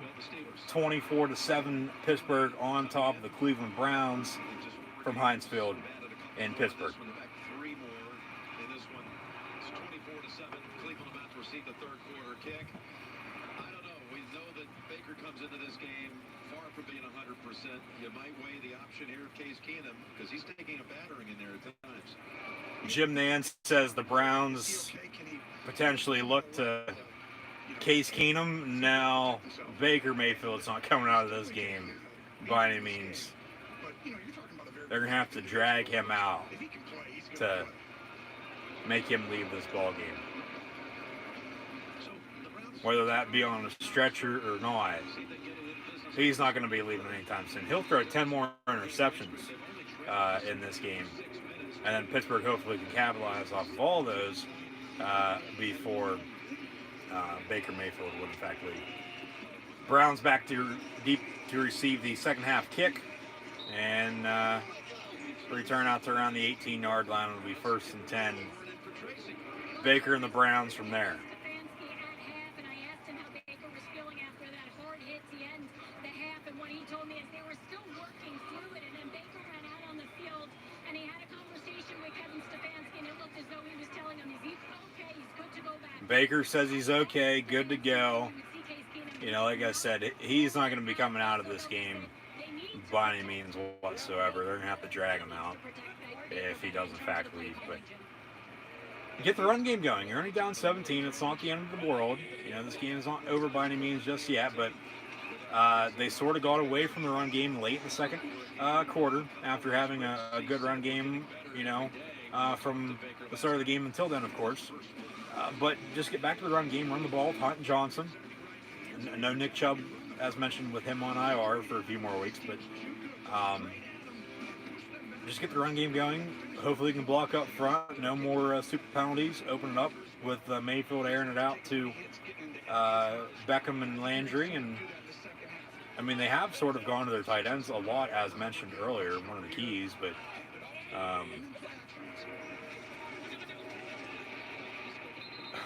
I don't know what the hell that was, but Mayfield goes down on the sack, back of the 5-yard line. TJ Watt and Bud Dupree. And welcome to the NFL, even though I'm in year 3. I don't know what the hell that was supposed to be. Seemed like he was going to hand off, and then he faked the give to Kareem Hunt. And then they were going to run an end around coming from the far side to the near side to somebody. Don't know why I didn't toss it to him, because then he was swarmed and surrounded and brought down in the sack right away then afterwards. So it's 3rd and a mile. It's 3rd and 18. He asked the refs to reset the play clock. They do. Now we got a whistle. Ball at the 10-yard line is 3rd and 18.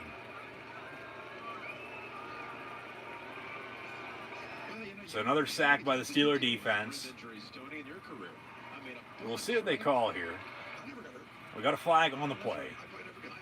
It'll probably be delay a game, honestly. Delay a game. And he asked them to reset it, and they did, but then a few seconds later they threw the flag. So some miscommunication with the quarterbacks here today and the refs. But Mayfield not liking whatsoever getting pressured and brought down, and more stupid penalties by the Cleveland offense. 3rd and 23 from the 5. They're just going to hand off, run up, draw up the middle. And then the ball comes out. We got a fumble. We'll see who comes out of this from the pile. And the Browns are going to recover. It'll be 4th down and 25 from the 3-yard line. Now you bring an all-out block unit on for the punt. Yeah, the ball came out. It's a fumble. And then they said Cleveland recovered. So officially 4th and 26. Cleveland back at the end of the end zone, the back of the end zone. Punt up and high. It's a booming sky punt. Field of the 40. Past the 50 to the 45 is Ray McLeod. So Pittsburgh going to have some good starting field position on the right side of the 50 in Browns territory. Getting the ball back for the first time, though, in the second half. Up 17, 24 to 7 against the Cleveland Browns. Is that the dog's towel? Hey, V-Tone, Suit-Tone. More gain scent plus oxy boost and Febreze in every game flame.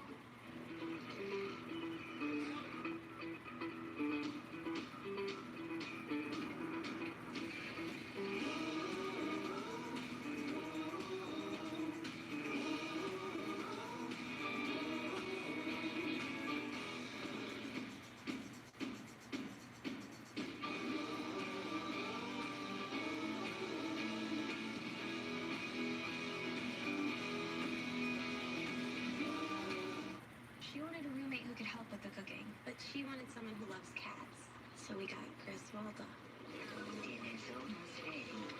one thing we could both agree on was getting Geico to help with our renter's insurance. Yeah, switching and saving was really easy.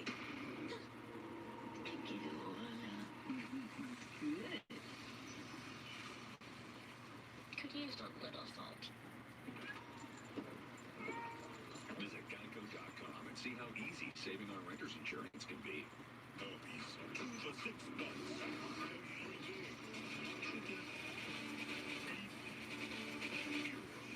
2 of those things for just $6. Arby's, we have the meat. Hey, looking good in here.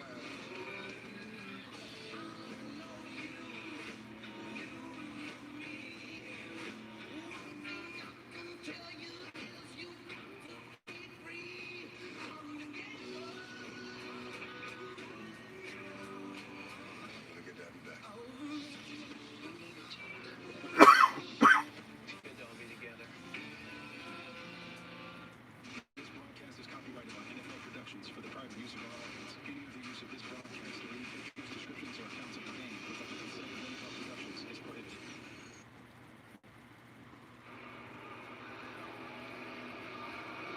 Aerial coverage of today's game provided by Goodyear. That fumble was recovered by Dearness Johnson. And then after the 59-yard punt, First and 10 Steelers ball at the 45-yard line after the punt. first snap of the second half. Handoff James Conner. He's going to get past the 40 for 5.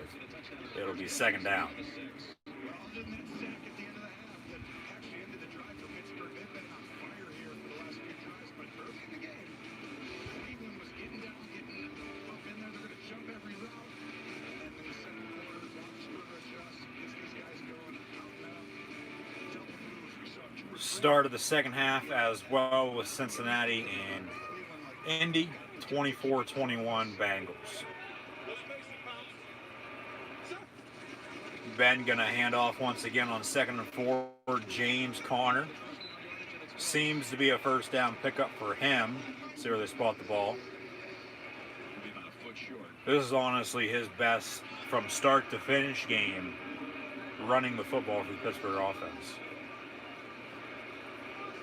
Normally he hasn't come on until late, and then they work the trio, the committee at running back, and get them all some good yardage. But Connor, the go-to running back today, bubble screen almost picked off. I think it might have been. Should be incomplete though. Yeah. Okay. Keep the offense out there on 4th and a It'll be 4th and a yard now. I don't get why you're running a bubble screen on 3rd and 1. Pass incomplete, intended for Ray McLeod. And the Steeler offense going to stay out and go for it on 4th and 1. I mean, hell, why not? You're up 17, 11 and a half to play in the 3rd quarter. At least try to draw them off sides. I mean, you're in Brown territory already. I mean, hell, you could bring out Boswell for a long field goal too, maybe, if you call a timeout. Claypool in motion. Fake to give to him on the end around. Connor going to get a first down, though, on the give. First down, Steelers. So, 4th down conversion for the black and gold.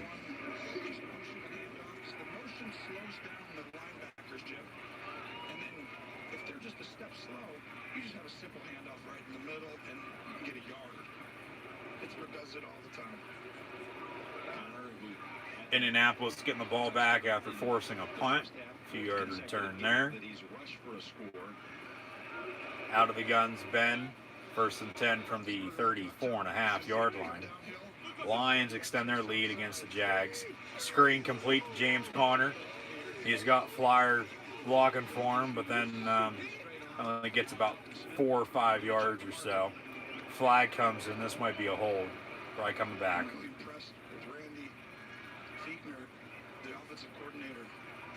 He has such a deep pocket of things to go to. I mean, bunch formations, motions, simple. Holding on the Steelers on Marquise Pouncey.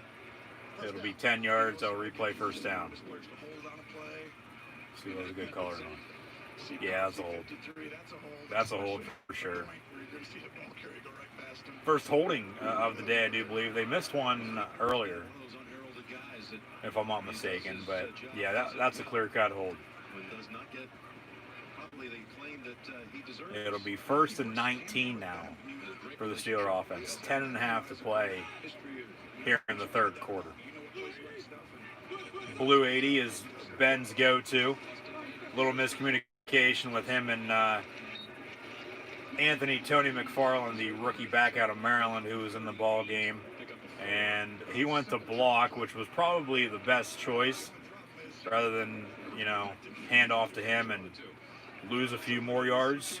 So Ben just tucks it and runs. He gets a few yards, actually. We haven't seen him run the ball like that lately. He throws his arms up to the sideline like, what the hell? It'll be 2nd and 15 now. And Connor comes back into the ball game. From the 39, Ben complete. Eric Ebron, and he gets a few yards. It'll be 3rd and about 13 now for the Pittsburgh offense. Juju Smith-Schuster once again having a quiet afternoon. They haven't gone to, and credit, okay, yeah, this is their first drive in the second half, but no Chase Claypool on this drive. No James Washington.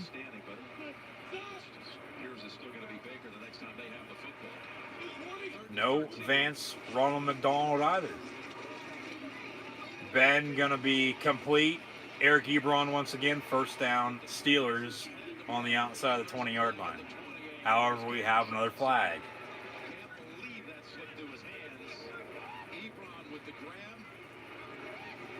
Ebron with a very, very loud, screechy, what?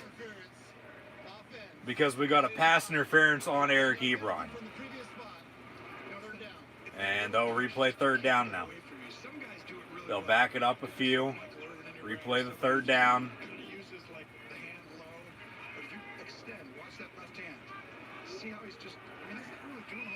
That's not that much of a push off. That's about as good as it's going to get before they throw the flag. That's 2 weeks in a row now.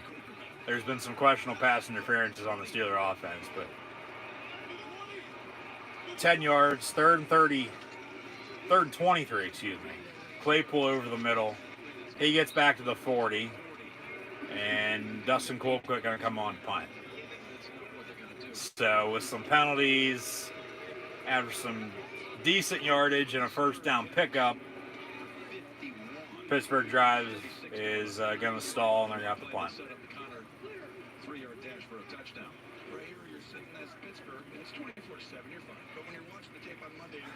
Hey, if Tony Romo says it's 24-7, you're fine.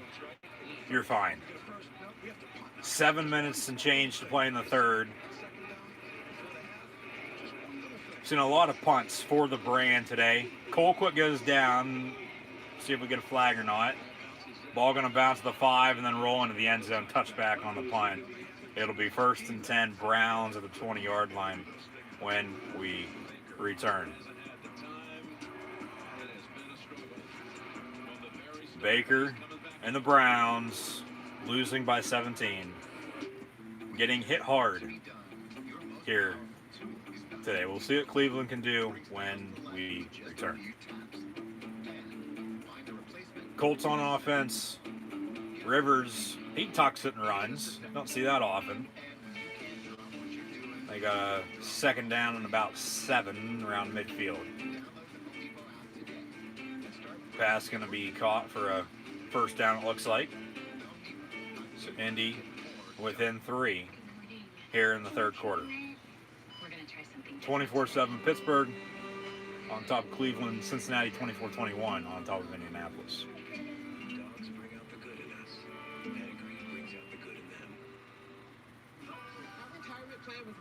Gives us confidence. So we can spend a bit today knowing we're prepared for tomorrow. Wow. The You think you overdid it, maybe? Overdid what? Well planned, well invested, well protected. Oh yeah, be confident to and through retirement. Howdy, folks. Colonel Sanders here to make dinner time a little easier. Meal times can be overwhelming, especially when you're trying to work, parent, and help with the schooling all at once. So let us help with KFC's $20 fill-ups. It's like a home-cooked meal you don't have to cook. Drive-thrus open or get contactless delivery. Local businesses are doing their part. Let's all do ours. Help protect your community. Tap to pay with Visa. Because where you shop matters. Silicon Valley's Thomas Middleditch and Tony winner Emily Ashford. Be Positive, new series November 5th on CBS. Week 6 continues later today on CBS and Fox. Then tonight on NBC. Tune in tomorrow for a Monday night doubleheader. Stream games on Nova with the Yahoo Sports and NFL apps. The NFL on CBS is sponsored by the Home Depot. How doers get more done. Voya Financial. Be confident to and through retirement. And by KFC. Get contactless delivery at KFC.com.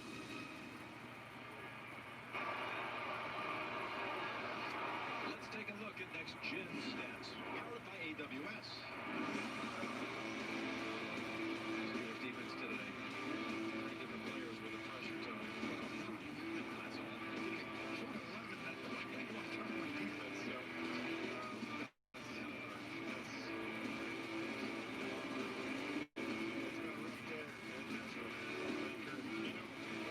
Steelers today, they've changed up a little of their third down package, just giving Baker trouble and any quarterback for the first time. But look at that, Jim. Efficient game like them, but it's almost better than that. They just kind of beat themselves a couple times. First down. So this number 1 rush offense in the league with that carry is up to 48 yards today rushing, averaging 188. Coach Tracy.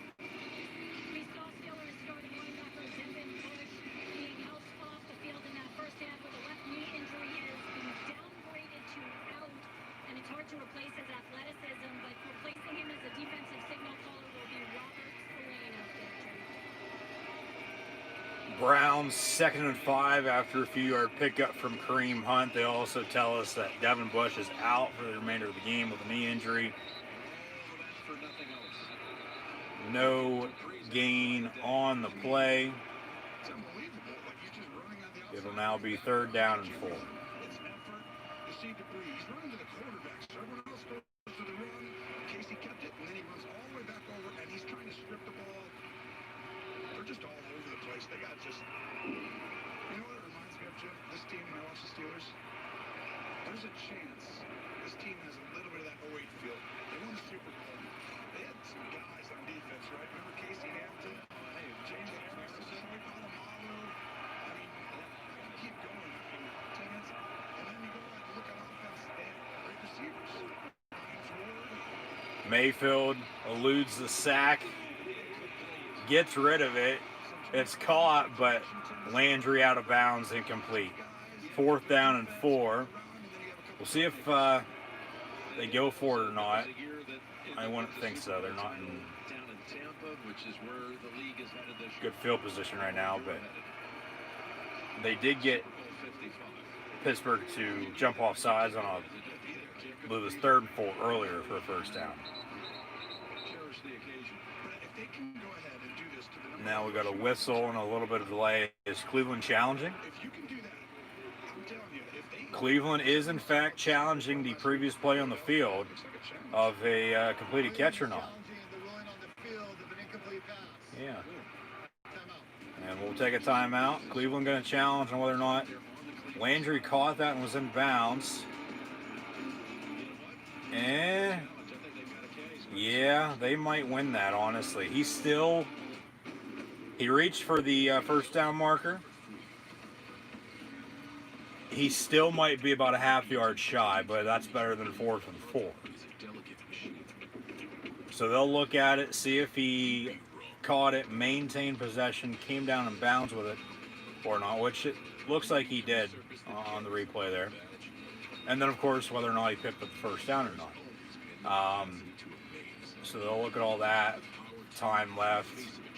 Down to go. It'll be either fourth in inches or first and 10. They honestly might win this, honestly. I mean, we'll see. I'm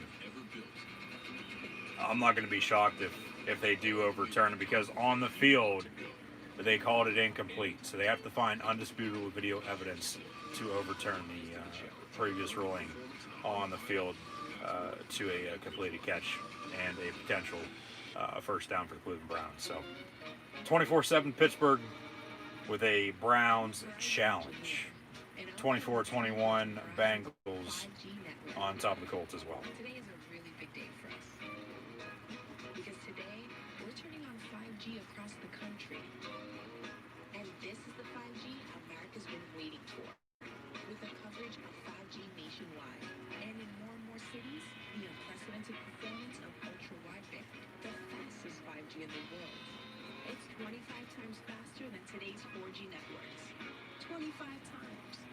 Yeah, it's pretty incredible. I'm excited about how it will change your phone and how it will change the way businesses do everything. I'm proud because we didn't build it the easy way.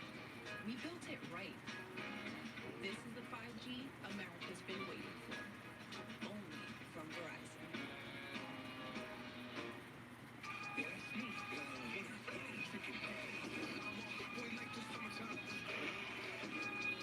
Go to NFLshop.com. Gear up.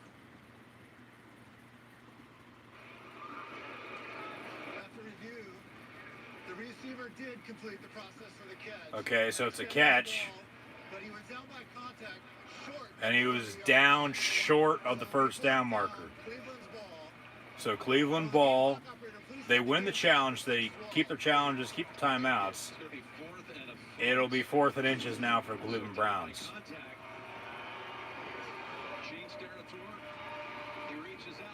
He's nose for football short. Exactly, Jim. So the reaching out was the third element which made the process of the catch completed. You do have to look back, though, when Jarvis Landry's knee hits the ground and Nelson is touching him. So 4th and 1 officially for the Cleveland Browns. Which is short of the line to gain. That's a great job by review on the play. Good job by you to explain it, Gene. And now officially they're going to go for it. 4th and 1, Beckham in motion, handoff, Kareem Hunt, and the Steelers are going to stuff him in the backfield, turnover on downs. See if Pittsburgh can capitalize off of this now. Very, very good field position. Ball inside the 30. They'll have a 1st and 10 up 17 with 5 minutes to play in the third.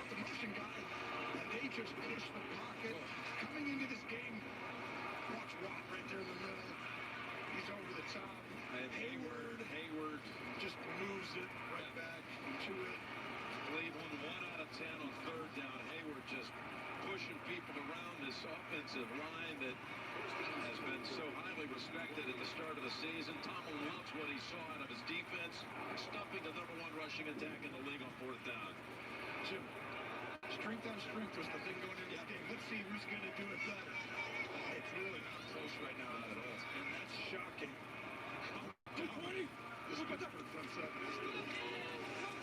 James Conner on the give.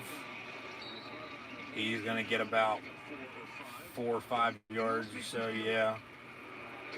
Myself and Jim Nance synced up this afternoon. It'll be 2nd and 6 for the Steeler offense.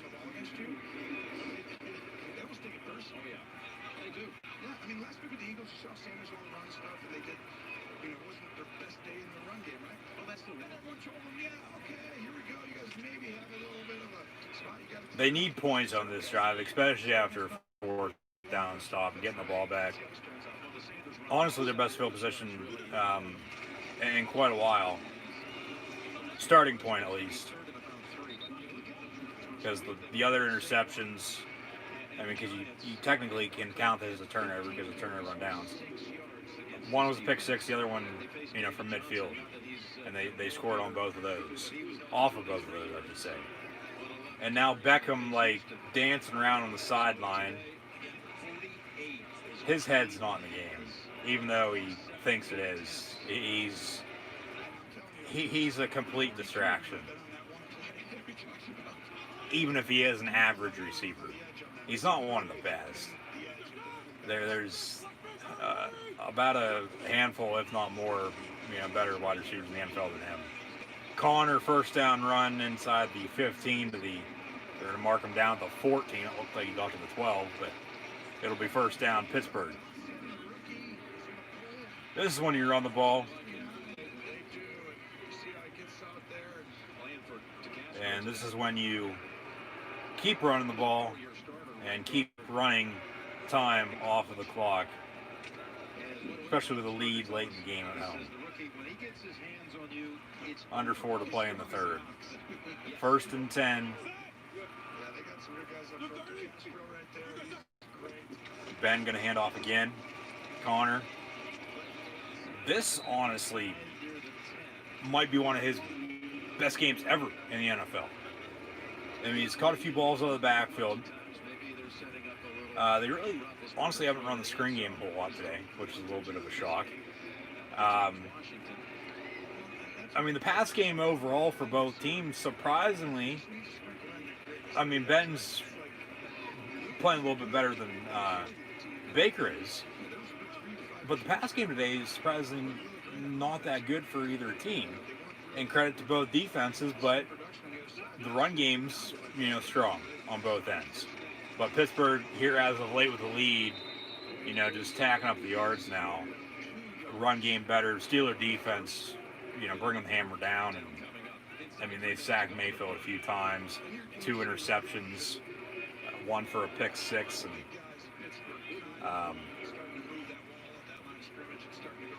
I mean, there's really honestly not much else to say. I mean, it's been spoken for. It speaks for itself.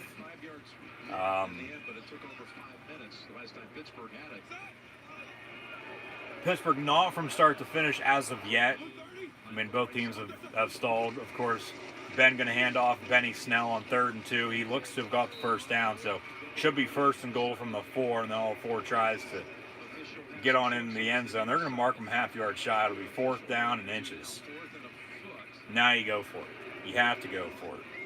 But, I mean, hell, you could kick it and go up 20. You're up 3 scores with 17 minutes to play. I mean, to play it safe, kick the field goal, but to put the nail in the coffin before the third quarter even ends, you go for it and you score a touchdown on this drive. Sneak it. 4th on the yard. They're going to try to draw him off. Play clock winding down. Ball's looking to come on. No, they're going to sneak it. Ben's going to get it right at the last second. And first and goal Steelers at the 3.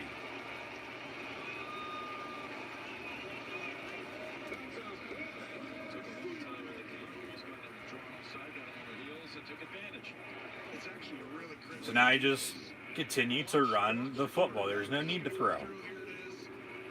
There's no need to throw. You just run it 4 times. Okay, you don't get in, you don't score. So be it. You make them drive 99 yards. They're still down 17 with a little over a quarter to play. So you would think they'll get in here, though. Claypool motion end around to him just like last week, and he's going to have a receiving and rushing touchdown apiece, at least one apiece, for the 2nd consecutive game, as he had a few receiving touchdowns last week, 3 to be exact, and then a rushing touchdown on top of that, so 4 total. Has 2 total today. And, I mean, Chase Claypool right now, yeah, that's a touchdown. You reach for the pylon, he's in the end zone, that's a touchdown, Pittsburgh.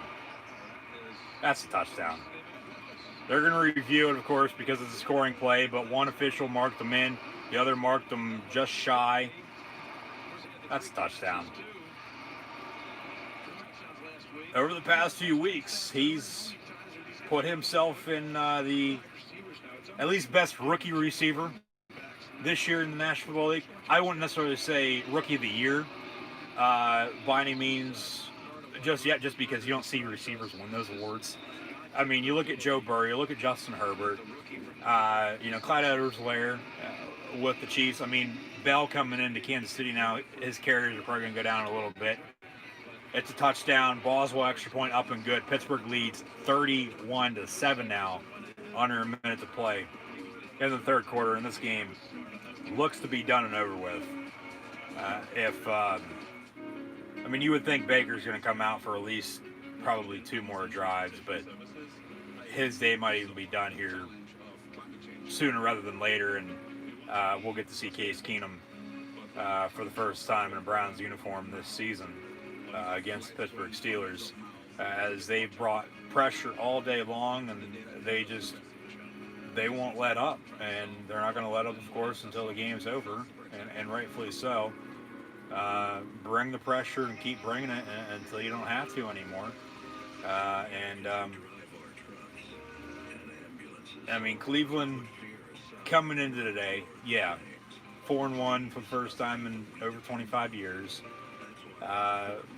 Running the ball extremely well, but credit to Pittsburgh's defense, shutting them down. And turnovers aren't going to help. 2 interceptions that Pittsburgh capitalized on. Don't turn the ball over at 17-7 right now. Entering the fourth quarter. Still ball game. 31-7, that's a lot of reach. But, I mean, if Pittsburgh does anything stupid, okay, Cleveland might have a shot, but I don't think that's going to be the case by any means. I think it's a little too late now. Now, if this was coming out of the second quarter into the second half, that'd be a different story probably. But time not on Cleveland's side now, only about 15 minutes and change. I mean, honestly, better luck next time. They'll play Week 17, January the 3rd, as mentioned. Pittsburgh going to go to Tennessee next Sunday. Don't know at this point in time who Cleveland plays off the look. But, of course, they're still a good team. Cleveland playing damn good football for the first time in forever. 4-1, speaks for itself. Like, you're 4-1 for a reason. And they haven't lost since week 1, and that was on the road in the AFC North against the Ravens, where they got blown out as well, as mentioned. So, and what do we have today? It's 31-7. Pittsburgh on top of the Browns as we near the end of the third quarter, about ready to enter the fourth. So it'll be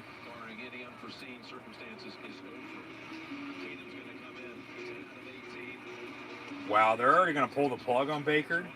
Not even at the end of the third quarter. So this game's over with. Pittsburgh's going to win, barring any unforeseen comeback by the Browns. Here comes Case Keenum. Baker Mayfield's done now for the day. Case Keenum's bounced around. He's the new Ryan Fitzpatrick, among some other quarterbacks that I've named off before. Trying to think of the 6 teams that he's played on. He's in his 8th NFL season.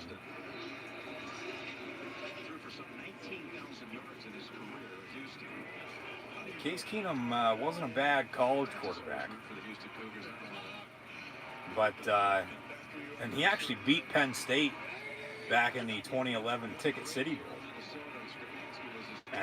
And a screen pass to the tight end near side, and then a huge stop by Spillane, who came in to replace Devin Bush, and he's stepping up with the backer position here in the second half.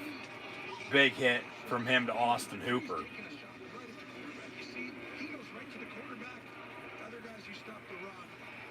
But Case Keenum, most notably played for the Rams. Also, of course, now in Cleveland, Baker Mayfield done for the day. They're going to give him some rest. They actually might be on a bye week next week, to be honest with you. A few teams now on bye weeks, as the bye weeks are underway. Whether they were originally scheduled bye weeks or not, teams getting bye weeks now mid-October, of course, for the next month or so. That'll be the end of the third quarter, so it was a first-down completion for the Browns. So they'll have a 1st and 10 to begin the fourth. Down 31-7 on the road against Pittsburgh Steelers. Steelers lead at the Bengals, who I just found out play the Browns next week. Lead on the road against the Colts, 27-7, or 27-21, excuse me, following the field goal. So Indy getting the ball back first and 10 from the 25 is 31-7. Pittsburgh on top of Cleveland. And thank you once again for tuning in and watching. Like, follow, and subscribe on social media. Links in the description below. That thumbs up button. Share as well. Hashtag NFL. Chat questions and comments. Super chat, super stickers. Always greatly appreciated. So that should be another good, with the way Cleveland played today, honestly. I mean, they look like a totally different team compared to the past few games.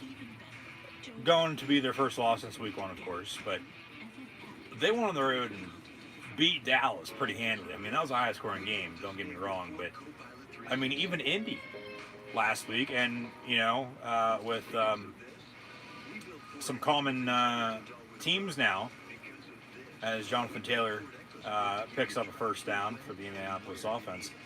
Well, with teams, of course, you know, by this point, for the most part, playing each other, and if not, you know, sooner rather than later they will.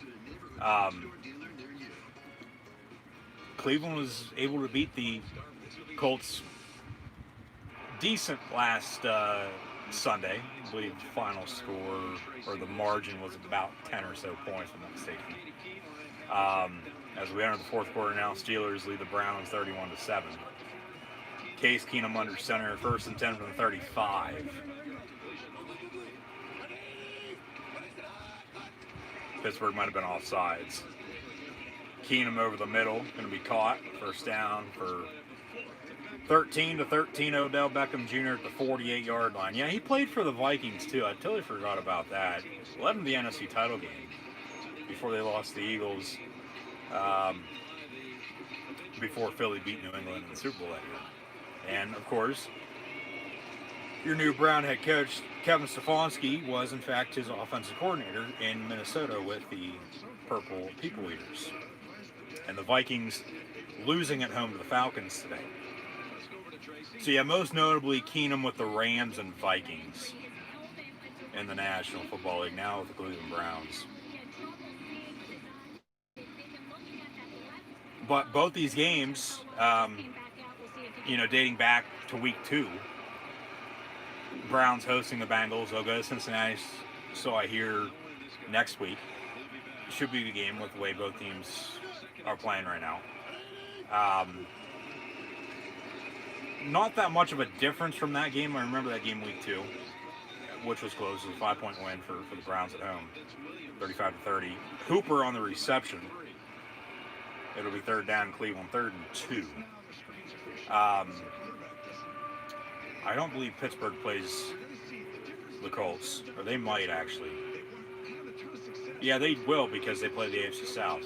Yeah, all the AFC North plays the AFC South this year. I'm just trying to think on when they play the Colts. I think it's late December now that I think about it. In Pittsburgh, right after Christmas, before they go to Cleveland week 17. Yeah, that's right.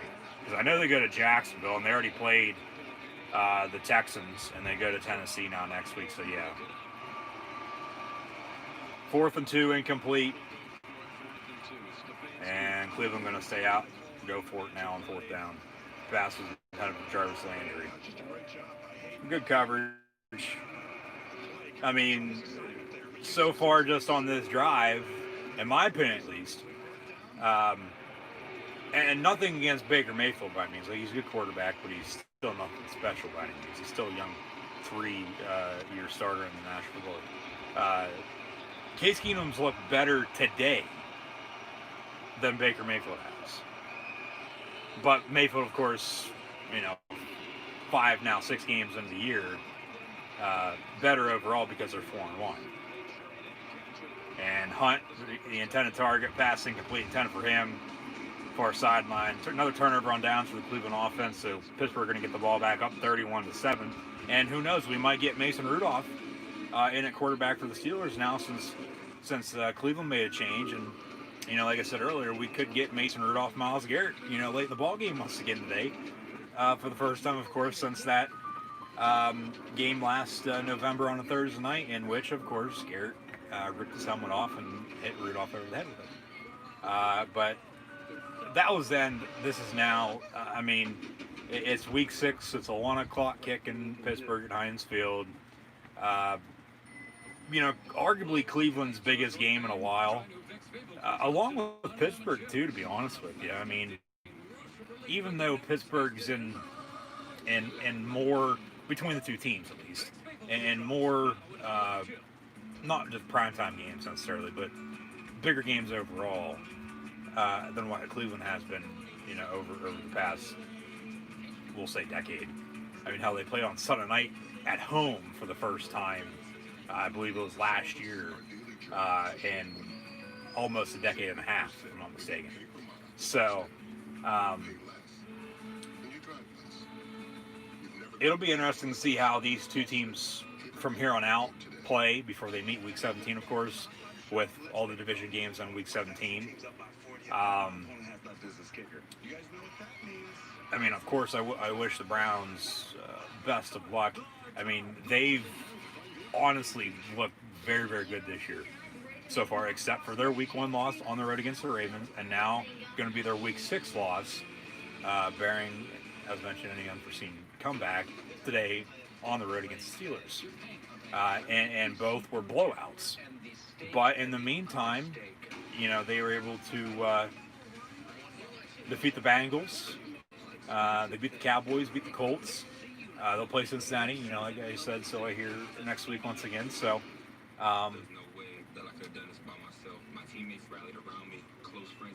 honestly, today, they were still, both teams in the first half were able to run the football. They were. But then late second quarter, early second half, Pittsburgh's defense started shutting down the run game. The top rushing offense in the NFL, I might add. Ben going to stay in for the time being. It's 1st and 10 Steelers from the 45-yard line. Hand off to James Conner.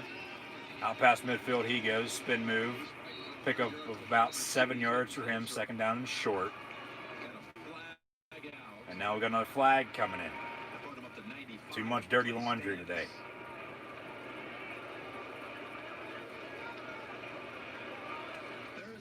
No foul. The result of the play. 7 yards, it'll be 2nd down. 2nd and 3. You remember the Claypool touchdown that they reviewed? Just listen to this exchange.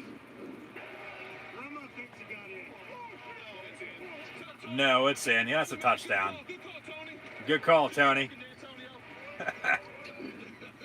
Ben talking to the camera, telling good call, Romo. Yeah, Claypool touchdown game for him.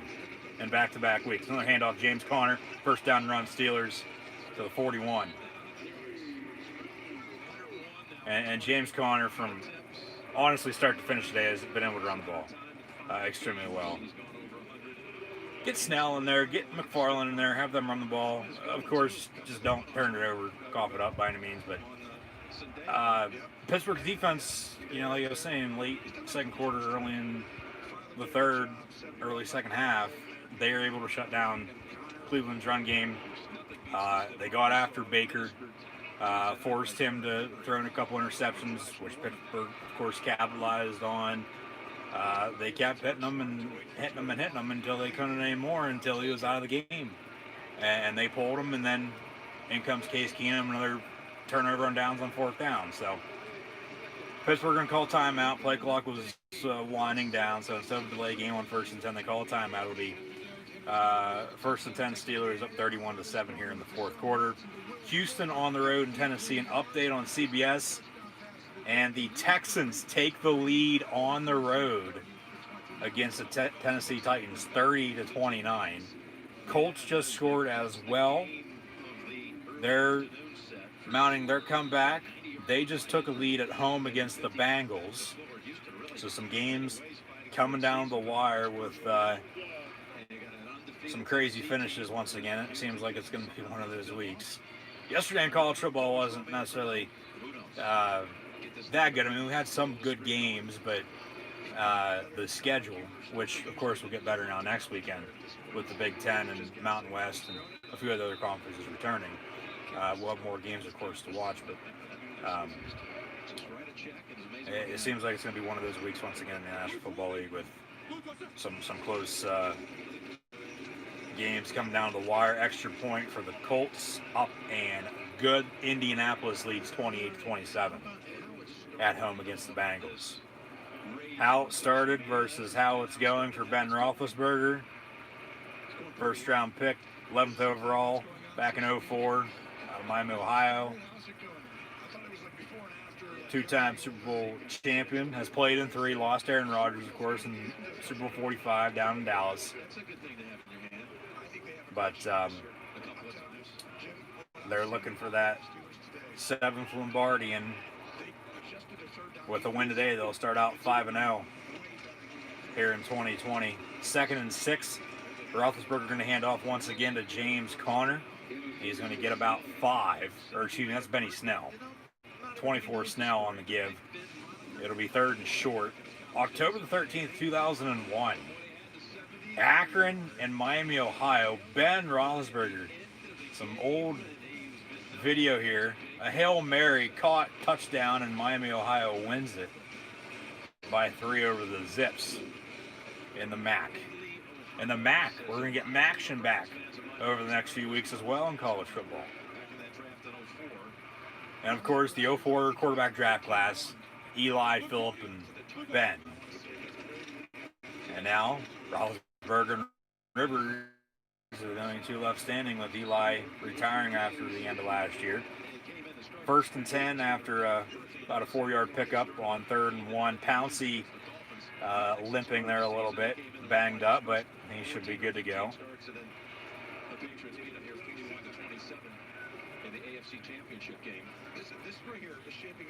And now Jim Nantz and Tony Romo diving deep into the Ben Roethlisberger history books, giving us a history lesson on his career. Snell now in the backfield once again.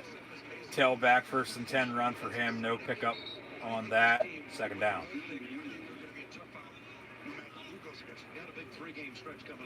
Yeah, big, very, very big 3-game road trip. Tennessee, along with Baltimore and Dallas. How it started versus how it's going for Tony Romo. Undrafted quarterback out of Eastern Illinois. Took over in Dallas under Bill Parcells, and then never got over that hump and could never lead Dallas to the Super Bowl, but retired after a few injuries, and he's been in the booth on CBS calling NFL football ever since the past few years. Look who's 5-0. Before they go on a 3-game road trip. Yeah. The back stretch, the second part of the season, it'll be split. 3rd and 7. Ben, complete. Chase Claypool, 1st down. Steelers inside the 15. He makes a man miss at the 10. Reaches for the goal line. It looks like he got in. Touchdown Steelers. We'll see what the call is. They're going to mark him out at the 1.5-yard line. It'll be 1st and goal, Pittsburgh. Chase Claypool, man, I tell you what. Juju's quiet so far this year. Claypool's Pittsburgh's #1 receiver. That's a touchdown. Did he step out, though? If he stepped out, okay, but if not, that's a touchdown. I'd take a look at that. I mean, what the hell you have to lose? Give Claypool another touchdown, for God's sake. He's going to have about a baker's dozen by the end of this game.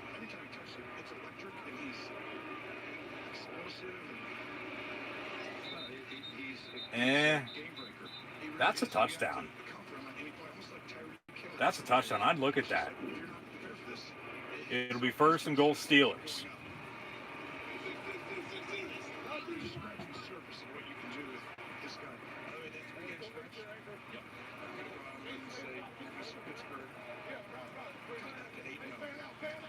Yeah, Pittsburgh could be undefeated after all these upcoming games, but maybe not though either. We'll see. Of course, that's why they play them. It's not decided on paper, it's decided on the field. And Today on the field, the Browns sort of didn't come to play. Pittsburgh with another touchdown. Benny Snell from a yard out, 37-7 now. Pittsburgh on top of the Browns.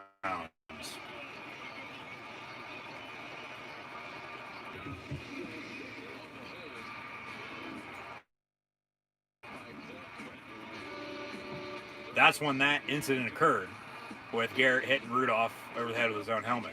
But then Myles Garrett didn't play in Pittsburgh a few weeks later in the second matchup. So his first in-game action versus the Steelers since that. And that's why they brought it up a lot over the past week. But, of course, Pittsburgh wasn't worried about it. The media was, though, along with Kareem Hunt saying, hey, this is for Myles Garrett. Well, better luck next time, as mentioned. Pittsburgh with another touchdown, and the Steelers lead 38-7 on top of the Cleveland Browns. As everything does seem to be all right now as we hit another commercial break. And I would think Ben's now going to be done for the day. We'll get Rudolph in at quarterback. They did bring back Josh Dobbs. They still have old Ducky Hodges.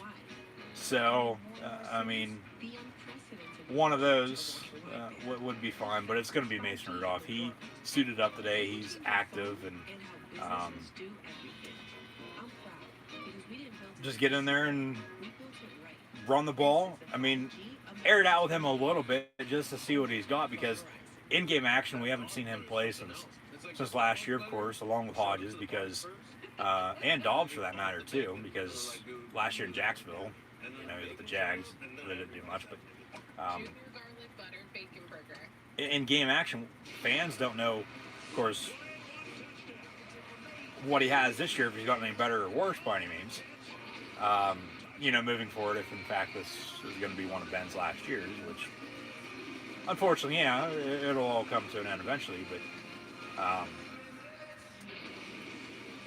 I mean, if they bring in Rudolph, which Cleveland's going to get the ball back now here, of course.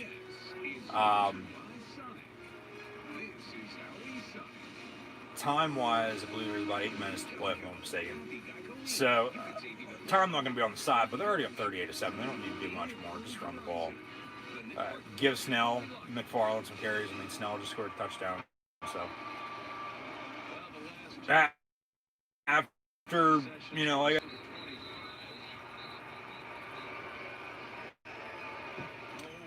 Pittsburgh kickoff, Cleveland on the return, out past the 20. How it started versus how it's going for good old, hello friends, Jim Nance here.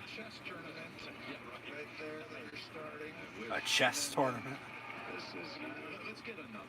And then Tracy Wolfson. That's my little tomboy look. I think that was after a softball game or something. Can you go back to that real quick? It'll be 1st and 10 Cleveland. Mayfield, along with now Beckham, done for the day. We'll see if Landry's still in there or not. It doesn't look like it. Delay game? No. Timeout, Pittsburgh. Steelers call timeout for some reason. Just want to make sure probably that they were set and had the right players on the field for a 1st and 10 for the Browns. They have one remaining. It's 38-7. Who the hell is walking on the Browns sideline without cleats on? Beckham already took his shoes off. Like, come on, dude. There's 8 minutes to play. Like, who knows? He might go back in. He took his shoes off. You want to take your helmet a little bit ago?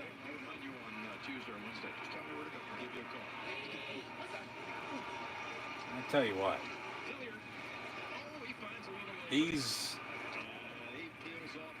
Beckham's got a problem. He does. Held to a few catches, if that, today. I know he had one catch at halftime. I don't think he might have, but we'll check final stats. The scores coming up shortly, but still. I mean, all starts up front. You got to block. You can't block, you can't run, but they were able to run the ball a little bit, and now they are too, of course. But next week. We mentioned it. It's a doubleheader day on CBS. Next Sunday, Steelers, Titans, 49ers, Patriots. That'll be the 4:25 kick on CBS. They got a doubleheader, as Fox has a doubleheader today with America's Game of the Week. Packers and Bucks. 7 minutes to play, 2nd and 2. Keenum over the middle, incomplete. But all starts up front, and like I said, they were able to run the ball, well early, but after Pittsburgh shut them down, no. And then the stupid penalties and the interceptions. It's just been a long day for the Browns today.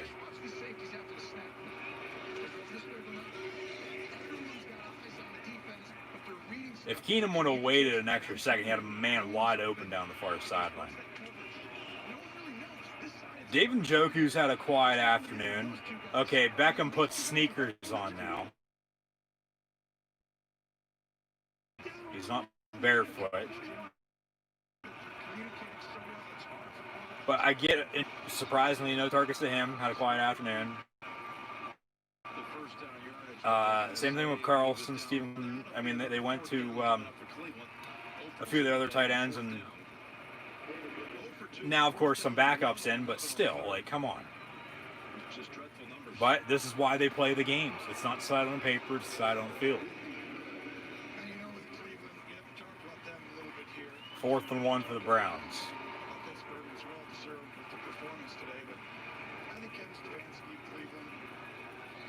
I mean, it's not like the season's over for the Browns, but if they don't... Is Keenum going to hand off on 4th and a yard? Another turnover on downs as Pittsburgh's defense holds. Steelers can get the ball back up 38-7 with 6 minutes and 7 seconds to play. If Cleveland, so to speak, doesn't heal from this victory for the Pittsburgh Steelers against them today, suffering this now 31-point loss with 6 minutes to play,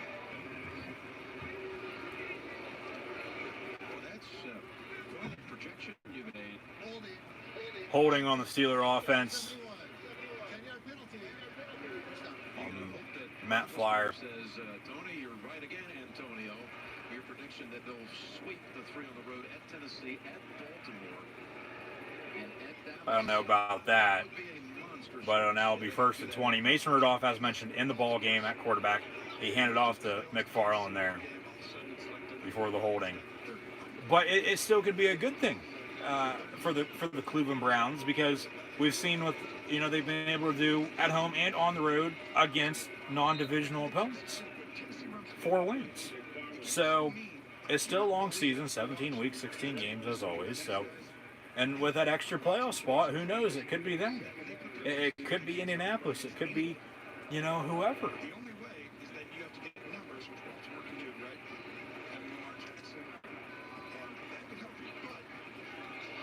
2nd and 18 for the Pittsburgh Steelers. Ball at the 41-yard line. Philly trying to come back at home against the Ravens. I don't think they'd fire Doug Peterson. I think they would move on from Carson Wentz. And I said this week 1, after the Eagles blew that lead against the Washington football team, the Redskins, and then Cleveland went on the road and got beat bad by the Baltimore, that eventually, depending on how the seasons play out, and Cleveland's playing a little bit better than Philly right now, that both Wentz and Mayfield could get run out of town. Wentz more so than Mayfield right now. But we'll see what happens. That's why they play the games, of course. 3rd and 21. Rudolph on the screen. It's complete. Benny Snell. Or McFarland, 26. And Pittsburgh going to come on and punt up 38-7. So they don't do a whole lot with Rudolph. Run it a little bit, run the screen game.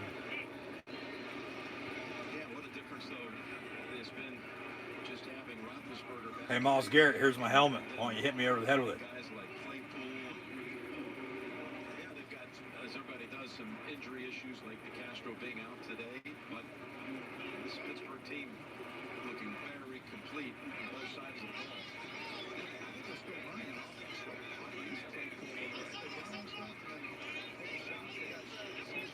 Dustin Colquitt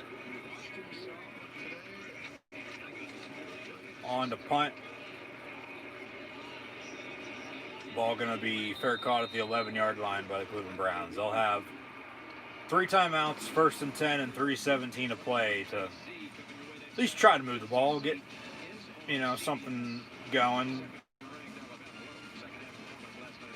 So, of course, this game's over, but as long as they could move the ball, and we're having missed field goal by the Bengals by Randy Ball, get doinks off the right upright, and the Colts keep their lead at 28-27. But just move the ball, get some players some yardage, and show the dog pound.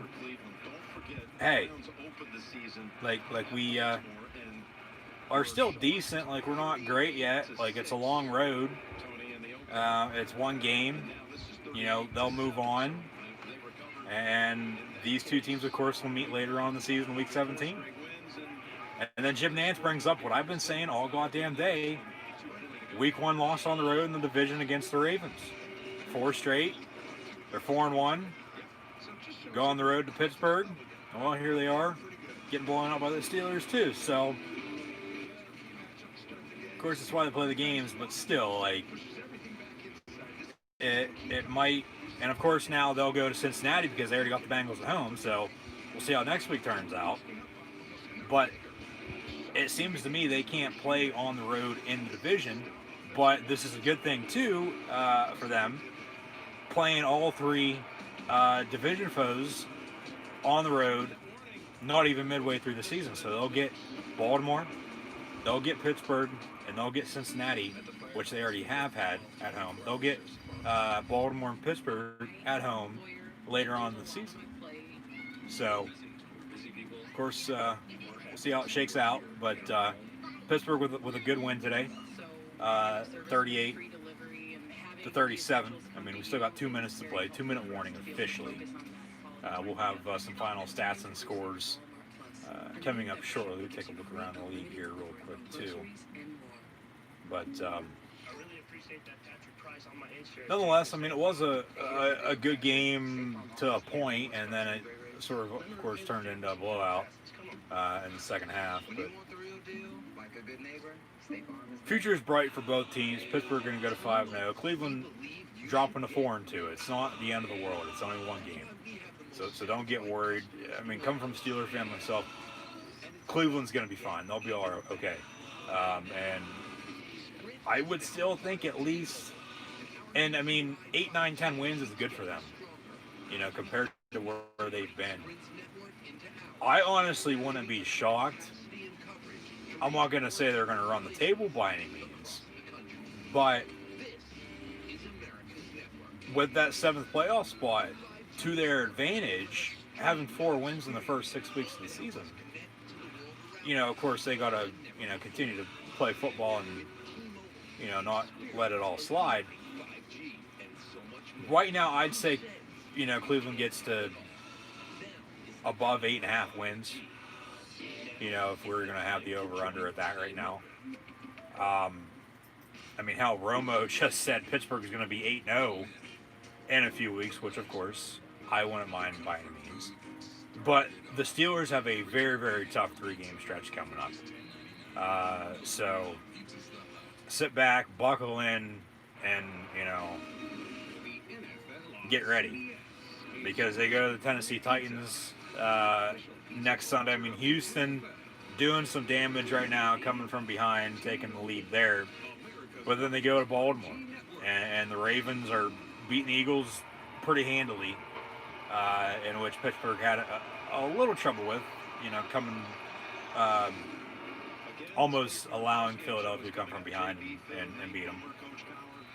And then they go to the Dallas Cowboys. Who knows how Dallas is going to play with Andy Dalton now? We'll find out tomorrow night, of course. But that's why they play the game. So come, a month from now, we'll see how both these teams are doing.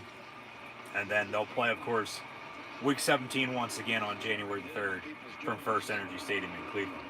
Incomplete on third down, fourth down and 2 to come. And this could be the third consecutive turnover on downs on fourth down for the Brown offense and the Steeler defense. Take a look around the league here real quick. Some other scores. Titans with the ball, trailing 36-29 with under 2 to play. Colts 28-27 on top of the Bengals with the ball. Falcons 40-15 over the Vikings. Broncos 18-12 on top of the New England Patriots. And no, not the war of 18-12 in the Northeast. The Denver Broncos are leading 18-12 with under a minute to play over Cam Newton Pats. Giants 20-13 over the Skins.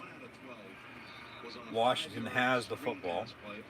Ravens 27-14 on top of the Eagles. Panthers trail 23-16 against the Chicago Bears. And then the Lions put up 34 with 3.5 to play on the road against the Jags. And then still to come today, Jets, Dolphins, Packers, Bucks, along with Rams, 49ers. Monday night doubleheader once again tomorrow night with the Chiefs and Bills, along with the Cardinals and Cowboys. First and 10 Steelers, 1:44 to play. Check out the box score here in a second. Pittsburgh's just going to run the football here. I mean, Cleveland has 3 timeouts, but they're not going to call them. I mean, they could take a few knees right here if they wanted to. And it looks to be what, in fact, they are going to do. So Mason Rudolph on for a few kneel downs now.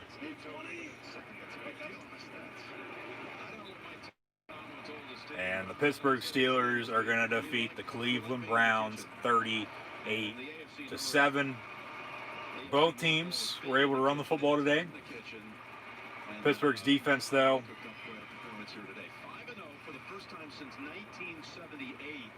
That team won its first 7 on its way to winning the Super Bowl. Okay, Pittsburgh 5-0 for the second time now in franchise history. They started 4-0 last week for the first time since 1979. Now 5-0 for the first time since 1978, in which they won another Super Bowl. Another kneel down from Mason Rudolph, under a minute to play. Pittsburgh's going to win, as mentioned, 38-7 at home against the Cleveland Browns before they go on the road to the Titans, Ravens, and Cowboys over the next 3 weeks. Both teams were able to run the football well. Pittsburgh more so than not, late when needed once again because the Steeler defense was able to stop Cleveland's run game. They got after Mayfield, sacked him a few times, made him make a few mistakes, had a few interceptions. Pittsburgh capitalized off of those turnovers. Even if they don't have the turnovers, they win 24-7 right now because then Ben Roethlisberger was able to pass better than Mayfield this afternoon. 2, as Roethlisberger and Mayfield, along with Tomlin and Stefanski, hug it out, post-game handshake, Ben now with OBJ.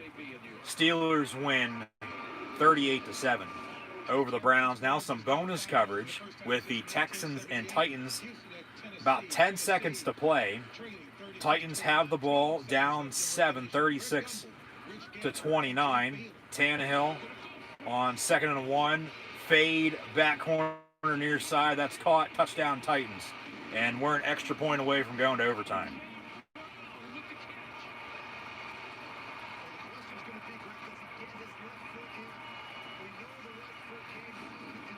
Colts lead by 1, 28-27. They have the ball. It's 3rd down from the 22. Nice pass from Ryan Tannehill.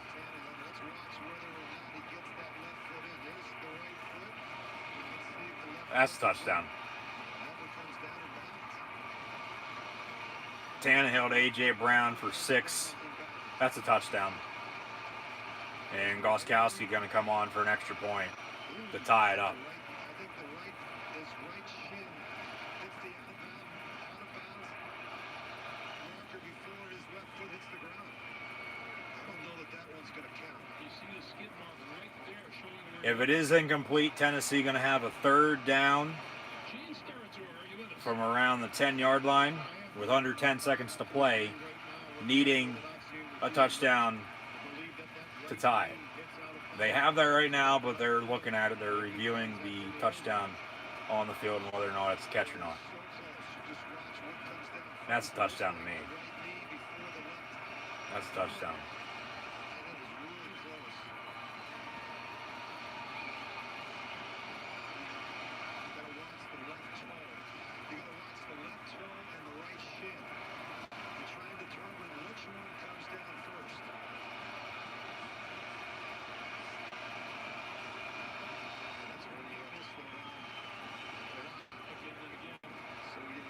Right foot. Shin seems to be inbounds, going out of bounds, and then his left foot comes down. That's close. That's a touchdown on the field, so they got to find, of course, something to overturn it, which I don't think they're going to have. I think it's going to stand as called. It'll be touchdown Titans. Colts with a field goal to extend the lead to 4, so it's 31-27. So Cincinnati's going to need a touchdown to win it.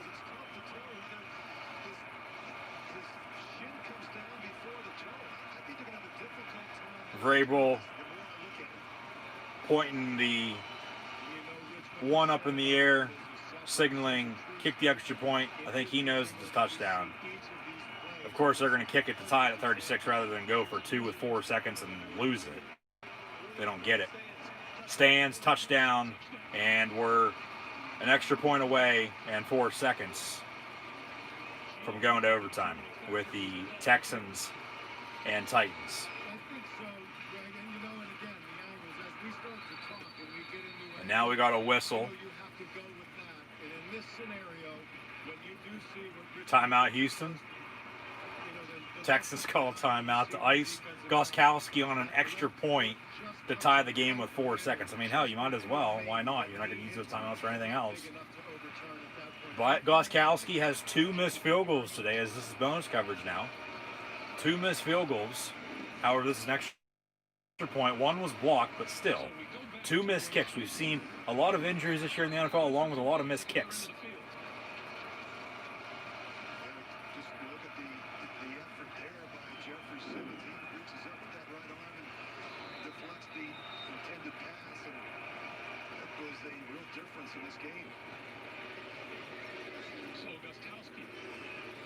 Stephen Gostkowski for the extra point. Tie ball game at 36. They'll squib the onside, or the upcoming kickoff, excuse me.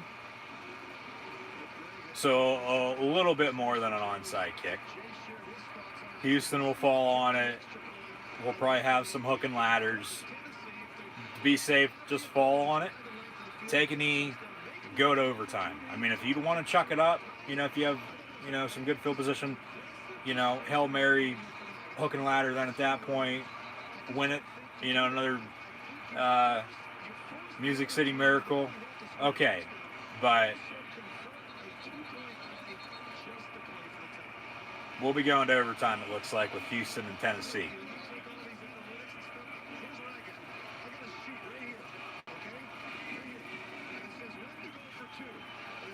Some final stats and scores with the Cleveland Browns and Pittsburgh Steelers. Baker Mayfield was 10 of 18 for 119 yards passing, a touchdown and 2 interceptions. Really didn't do much in the second half. Didn't even play the whole entire third quarter. Case Keenum was 5 of 10 for 46 yards passing. Kareem Hunt, 13 carries, 40 yards. Hilliard had 4 carries for 29 yards. We have a squib on the kickoff. Houston on the return from the 5-yard line. Time has expired. We're going to overtime with the Texans and Titans tied at 36. Everybody has these things. It says right here, go for two, or do you kick the extra point? And if you're up by 7, every coach in the National Football League, Greg, has one of these in their back pocket. The guy up in the booth that spots for the play caller and the head coach. And they have them. I just don't understand. Everyone's talking about this new wave of analytics and hiring all these experts and these computer guys. I just think you make a big mistake. You're on the road, it's a divisional game. You score a touchdown, kick the extra point, and make it 8. Okay, so Houston had went for 2 and didn't get it, and then Tennessee scored and tied it up. That's why we're going to overtime.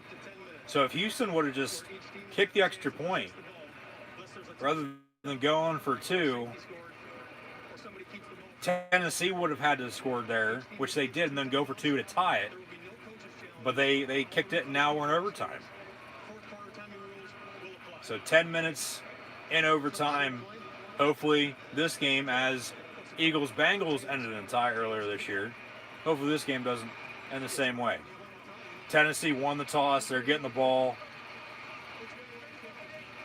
Watson not happy about that, but Titans going to get the ball. And, I mean, if they score, they win. Houston might not even get to touch it on offense.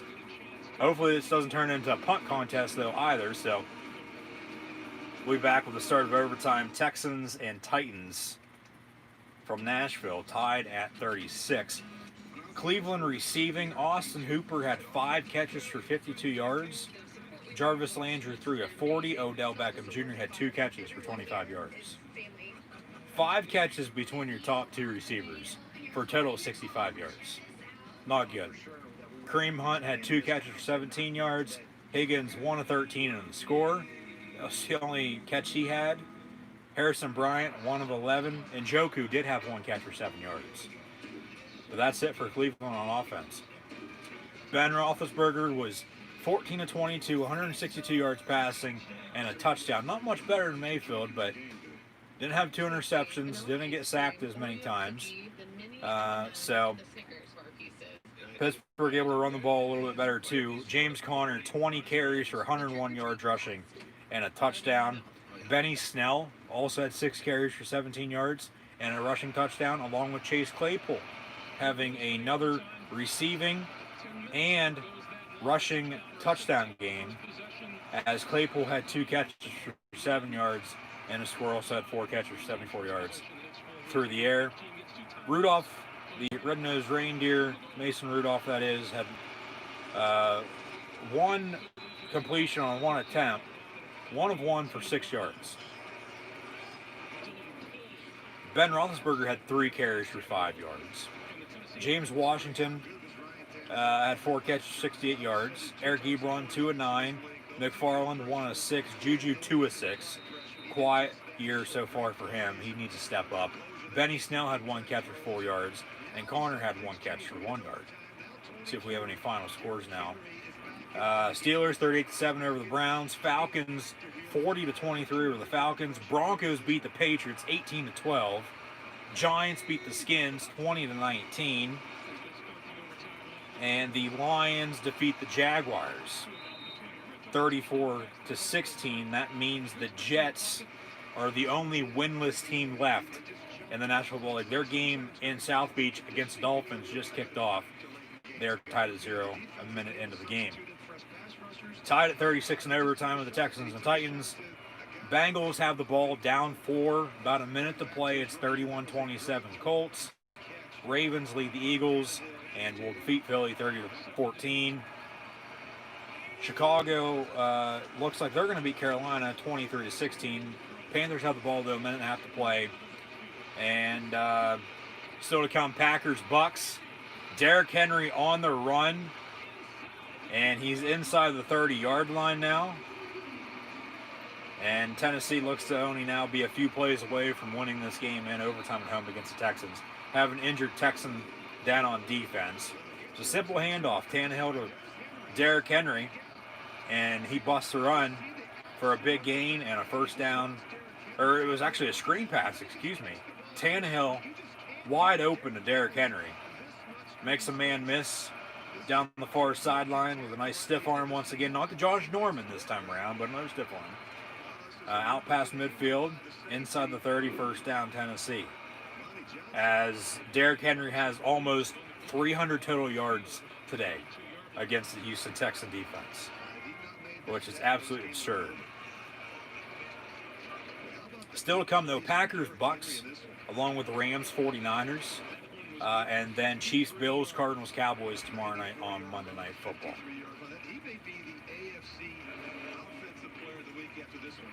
I would think so. Derrick Henry, one of the best running backs in the NFL right now. So the Jets are your only winless team, but their game against the Dolphins just started, so we'll have to see what happens there. Tennessee still undefeated for now. Pittsburgh still undefeated at 5-0. The Giants picked up their first win. The Packers, they're undefeated, but they are on the road in Tampa today. First down run for, that is McNichols, who played well last Tuesday night. First down run for him inside the 10-yard line, 1st and goal, Tennessee Titans. Run the ball, play good defense, you're going to win football games. And that's what Tennessee's done over the past year and a half. And then, of course, Seattle, they're off this week with a bye, so they are still undefeated at this point in time, too. 1st and goal officially at the 10-yard line for the Titans. Henry on the give once again. He's going to get about 3 yards to the 7-yard line. And Tennessee now only moments away from winning in overtime. The NFL still needs to change the overtime rule, though, I think. You need to give both teams a shot to win, just like college, of course. Whether you start them at the 25-yard line or not, that's, up to them. But it's whoever receives. If you win the coin toss, you receive in the NFL. It's not like college. You receive in college, or if you win the coin toss in college overtime, you want to play defense because you want to know what you're going to have to get if you give up anything to your opponent. Screen pass near side is caught on 2nd and goal, and McNichols gets to around the 5-yard line. So 3rd and goal to come, 7 minutes to play, regardless of if anybody scores or not. Now, if Tennessee kicks a field goal, Houston going to get the ball back. But in the NFL, you win the coin toss, you receive, and you score, you win. You kick a field goal, your opponent gets the ball. 3rd and goal, I'd run it from the 5. I mean, you could run a little play action, go to your tight end. They're going to run the Wildcat with Derrick Henry at quarterback. Tannehill lined up out wide near side. 3rd and goal from the 5. Derrick Henry, direct snap, and he's going to get in the end zone. Touchdown Titans. Tennessee wins it. Tennessee at 5-0, going to host the Pittsburgh Steelers, who just went to 5-0 moments ago, next week on CBS. I'll have live reactions play of that as well, so be sure to tune in. Titans 42-36 winners at home in overtime on a extra short week following a Tuesday night win against the Buffalo Bills. They defeat the Houston Texans, who fall to 1-5. It's 42-36 your final score. Tennessee on top of Houston. Titans host the 5-0 Steelers next week. That should be a good game. 2 5-0 teams waiting a few weeks to play each other because of COVID-19 postponement, because the Titans had an outbreak. Both teams still undefeated a few weeks later. Next Sunday at 1 o'clock. Steelers, Titans, a battle of 2 5-0 teams in the NFL. Tannehill only threw it once on that drive, I think, and it was the big screen pass that Henry, of course, former Heisman Trophy winner from Alabama, got inside the 30-yard line, and then a few plays later they get in the end zone off of a direct snap, a Wildcat, to Derrick Henry and a touchdown Tennessee.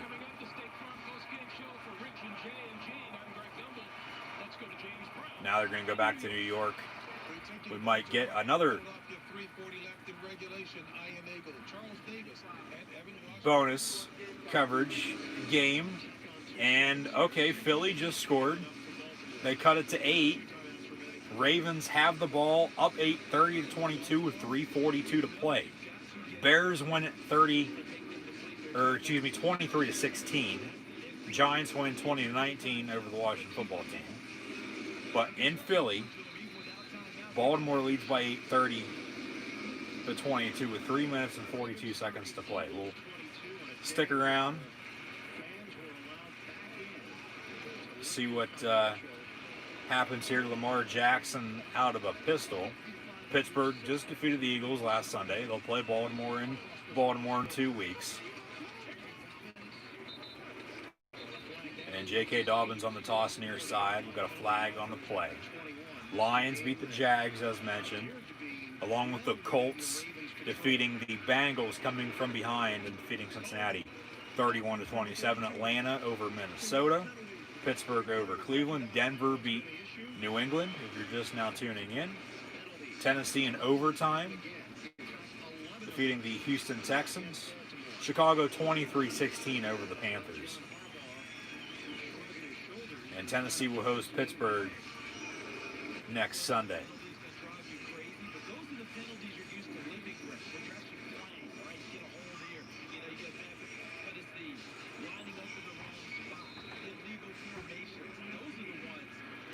Jets Dolphins underway. Packers Bucks about to kick off, and then we'll have Sunday Night Football with Rams and 49ers. 2nd and 18, and Lamar Jackson on the quarterback keeper out past the 25 to the 26. It'll be 3rd and about, we'll say he got about 8 yards on that. It would be 3rd and 10, I'd say. See where they spot it. 3rd and 9, okay. Eagles call another timeout. They'll have 1 remaining. They'll probably call another one, honestly. And then have 3 minutes and some odd change to play, to come from behind down 8, to tie it up, to potentially force overtime once again against another AFC North opponent at home. But Baltimore blowing a lead. They led 17-0 at halftime. And Philly, in the meantime, coming back here. This is going to be a big 3rd down right now. Jackson stepping up, running around the backfield. Going to air it out, incomplete, out of bounds. So clock stops at 3:21. Eagles get to keep their last timeout. They're going to get the ball back, down 8, 30-22 with a little over 3 minutes to play.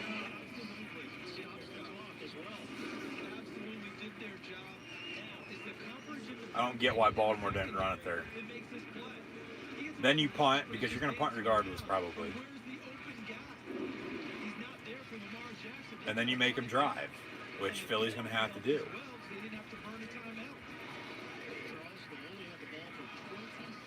So Ravens on to punt.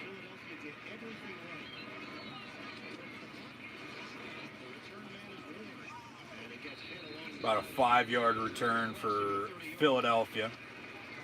They'll now have 3:11 to play. Down 8 with 1 timeout. 1st and 10, Carson Wentz and the Philadelphia Eagles. Trying to make something happen, and ball's in the wrong hand first and foremost. You got to get it to the outside arm when you're returning. Use the sideline as an extra guy to help you. They got fortunate. Spot the fumble. 1st down, Philadelphia. And against a team like Baltimore, you already know the scouting report. The ball's out there, they're going for it. Heck, if the ball's not out there, they're going for it. You needed to keep possession. They were fortunate to do so. 3:11 to play. Eagles have the 1 timeout left and the 2-minute break. 1st and 10, Philadelphia from the 29-yard line. Wentz stepping up.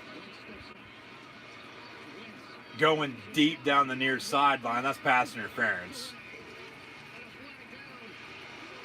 So PI on the Raven defense. On Marcus Peters, it'll be a 15-yard automatic 1st down. Might even be a spot foul. If that's the case, Philadelphia, I'd run the ball here coming up. Take as much time as you can off the clock. Obviously give yourself some time to score, and then go for 2 to tie it. It is a spot foul. That is a huge penalty. It's like a 50-yard pass interference penalty. So a PI on Baltimore. Be 1st and 10. Philadelphia. Down 8. Ball now at the 22-yard line, marching in. A 49 official yard penalty. Thought so. 1st and 10, Wentz looking to throw, and it's going to be dropped incomplete, intended for Greg Ward. Eagles are doing this without Miles Sanders. Out with an ankle injury. Gene Steratore, our rules analyst, watching as well. What was your reaction to that call? It was good pass interference. It was pass interference, you know, if I've ever seen one. No time or either of them restricting the other player from going up, making a play on the football. Packers Bucks about to begin on Fox. Congratulations, Tampa Bay Rays, as they're going to the World Series. World Series begins on Tuesday. Game 7 in the National League, the NLCS, later on tonight with the Dodgers and Braves. Bucks coming onto the field, hosting Green Bay, wearing their away white jerseys at home. So Green Bay in the heat down in Florida. They'll be wearing their dark home green uniforms. Pass was complete. Wentz for our 1st and goal now. Ball at the 6-yard line. Eagles knocking on the door, nearing the 2-minute warning. You don't want to give Baltimore the ball back, though, with time and 2 timeouts, though. Boston mascot gets to the 1-yard line. It'll be 2nd and goal for the Eagles coming out of the 2-minute mark, down 8, 30-22. As this is now the 2nd bonus coverage game following Cleveland and Pittsburgh on CBS. We saw Pittsburgh defeat Cleveland 38-7. Tennessee defeat Houston in overtime, along with Baltimore blowing a lead. Philadelphia coming back down 8 with 2 minutes to play. Packers Bucks about to begin on Fox. So having a service with free delivery and having the essentials come to you is very helpful for us to be able to focus on that quality time together. Introducing Walmart Plus, a new membership that gives you free unlimited delivery on groceries and more. I really appreciate that Patrick Price on my insurance, Jake from State Farm. Here's the deal, Patrick. State Farm offers everyone surprisingly great rates. Let me repay the favor with some field passes. Come on. When you want the real deal, like a good neighbor, State Farm is there. At T-Mobile, we believe you should get more. That's why we have the most satisfied customers in wireless. And it's about to get even better. Sprint is now a part of T-Mobile, and our nationwide 5G keeps getting stronger as we integrate Sprint's network into ours, giving us the capacity and coverage to reach more people and places across the country. This is America's network. A 5G network that will let us stream new experiences and help us connect to the world around us like never before. With T-Mobile, experience a leader in 5G and so much more. Who says you can't have it all? Now is the time for 5G. Now is the time to join T-Mobile. The man, the myth, the legend, the comfort food that started it all. The original pan from Pizza Hut for just $10.99. No one out-pizzas the Hut. The NFL on CBS is sponsored by Pizza Hut, official pizza sponsor of the NFL. And by T-Mobile, America's largest 5G network.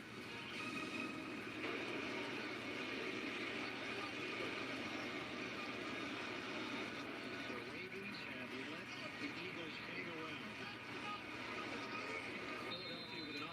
2nd and goal for the Eagles, coming out of the 2-minute warning. Ball at the 1-yard line. Wentz under center. Quarterback sneak, and he's going to get in the end zone. Touchdown Philadelphia. Touchdown Eagles.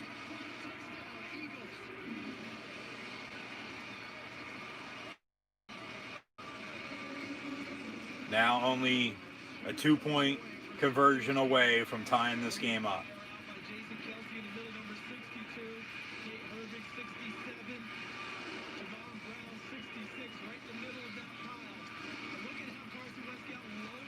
Packers going to get the ball. So we'll get to see Aaron Rodgers and company first. Field actually looking pretty damn good at Raymond James Stadium in Tampa, taking on the Green Bay Packers this afternoon. Rodgers and Brady for the first time ever in the NFC. Touchback on the kickoff. It'll be 1st and 10, Green Bay from the 25-yard line. Philly going to go for 2. If Baltimore holds, Philly doesn't convert, expect an onside kick. If Philadelphia does, though, convert, they'll kick it deep, play defense, and try to hold them from winning this game, whether it be a game-winning field goal or a touchdown. 2-point attempt for Philadelphia from the 2. Wentz, that's a false start. He's going to keep it, not get it. That play was just blown dead from the start. That was a disaster. I don't know what the hell that was. We had a false start. They didn't call it. And then a miscommunication with Wentz and his running back and Scott.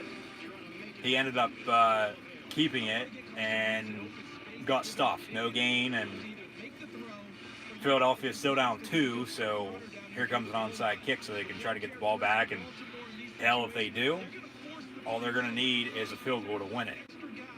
Okay, if you score, you score, and then you try to take as much time as you can off the clock in the process of doing so. But it seems like Baltimore is going to hold on and pick up a road win against the Philadelphia Eagles today. It'll be 3rd down and 10 after no gain on either 1st or 2nd down for the Green Bay Packers on the road against Tampa Bay Buccaneers. Bucs hosting the Pack. Rodgers and Brady once again meeting up, but it's not okay. Rodgers versus Brady, it's the Packers versus the Buccaneers. I expect both quarterbacks to have damn good games, and it'll be a high shootout. I think 30 plus a piece.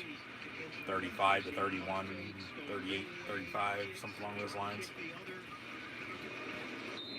Rodgers on the screen, complete 1st down pickup. That's Aaron Jones, 15 yards for him, 1st down Green Bay. Onside kick, going to be recovered by the Baltimore Ravens. So Philadelphia can only stop it one more time with 1:55 to play.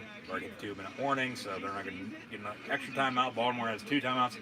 They're just going to run the ball. They're not going to call their timeouts. They're not going to be stupid by any means. Baltimore's going to hold on, and the Ravens are going to end up winning 30 to 28 after almost blowing a 17-0 lead and losing on the road. But they're going to hold on and win on the road 30 to 28 against the Philadelphia Eagles. Lamar Jackson, handoff to Mark Ingram, J.K. Dobbins, Gus Edwards from bench warmers, and run the clock out and win the game on the road here today. Dolphins up 7-0 against the Jets. Timeout Eagles, their final timeout. So all Baltimore needs is a 1st down. Honestly, they could probably even run it down to under 40 seconds before then, to be honest with you. We'll see. Minute 48 to play. We'll see how the timing shapes up.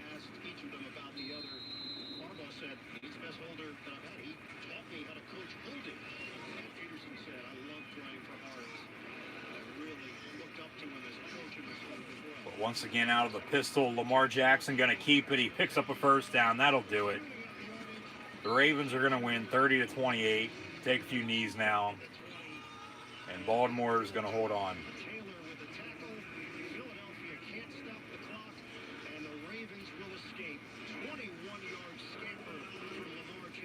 Good game from, at least in the 2nd half, from what I've seen. Last 3 minutes of the game. But Baltimore almost blowing a 17-point lead. And then Philly coming back in the 2nd half and just a 2-point conversion away from tying it up to forced overtime. So kneel down from Lamar Jackson. We'll get another one of those. And the Ravens will defeat the Eagles 30-28. Packers 1st and 10 from the 23. Rodgers under center.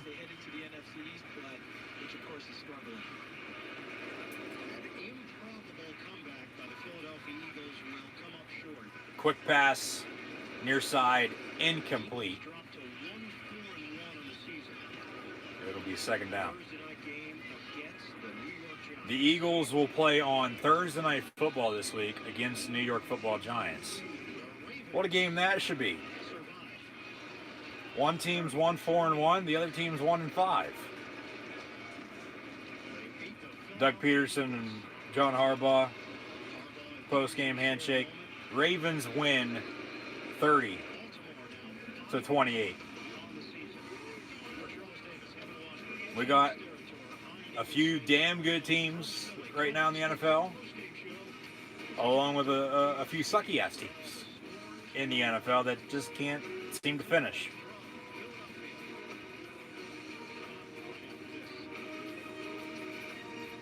Ravens win 30-28 once again.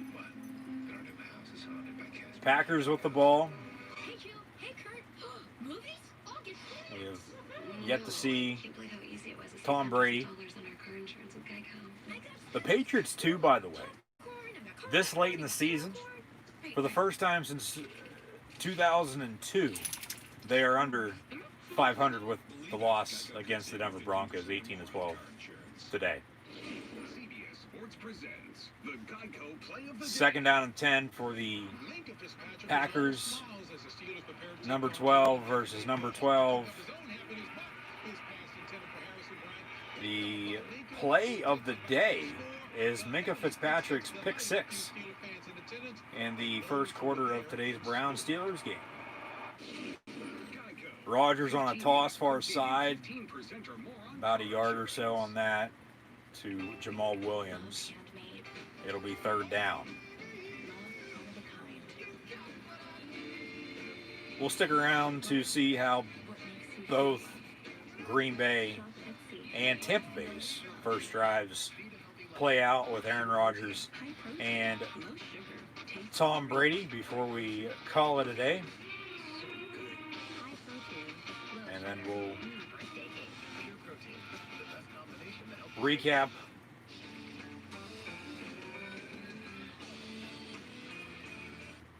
NFL Week 6 Sunday as Rodgers out of the gun, trips near side, looking to throw deep, incomplete, out of bounds, back corner of the end zone. It'll be 4th down. Here comes Mason Crosby for an early field goal.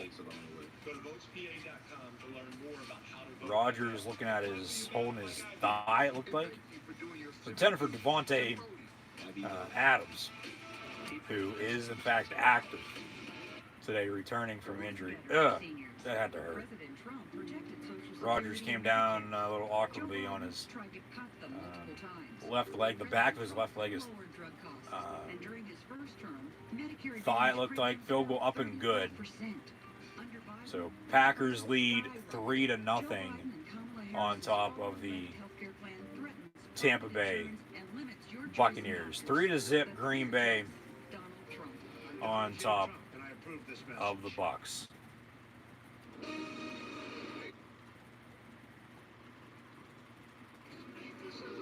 Back to the action shortly with Green Bay converting on a field goal. So 3-0 Packers on top of the Bucs. We'll see how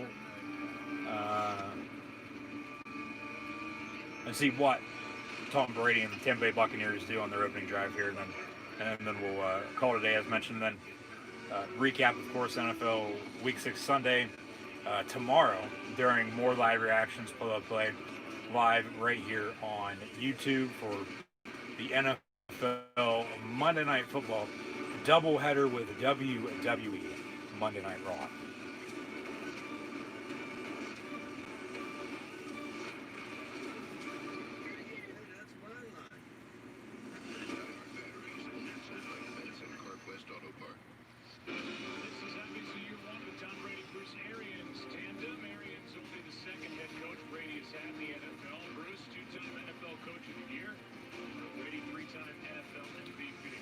Buccaneers going to get the ball for the first time today with 10:27 to play in the opening quarter, down 3 to nothing, as the Green Bay Packers take an early lead.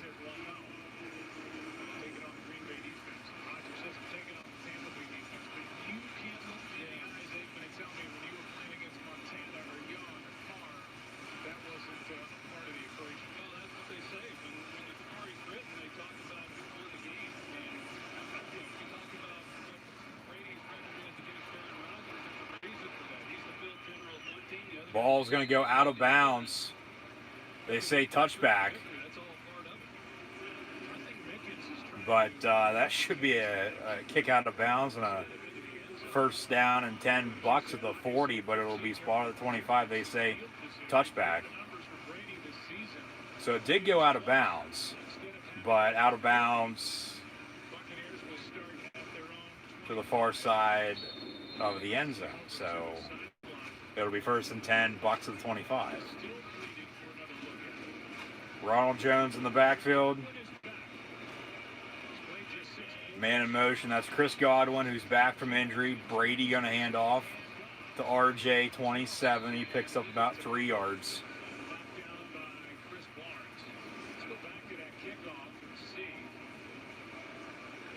Yeah, that should have been a kick out of bounds for...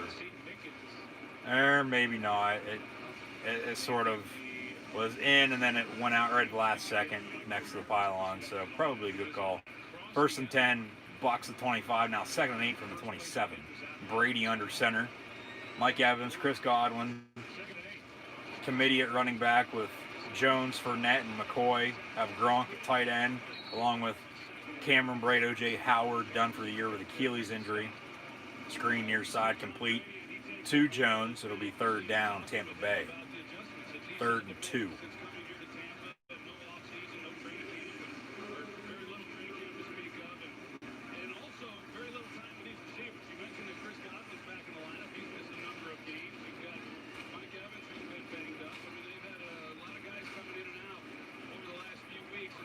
Shady McCoy now in the backfield. We have trips top of your screen, left to right. Man in motion near side. Going to hand off to LaShawn McCoy. He's going to be stuffed. Gets about a yard, but not a first down. It'll be 4th and a yard. And Tampa Bay going to punt on their opening drive, under 10 to play in the first quarter. So 4th and 1. Here comes Tampa's punt unit.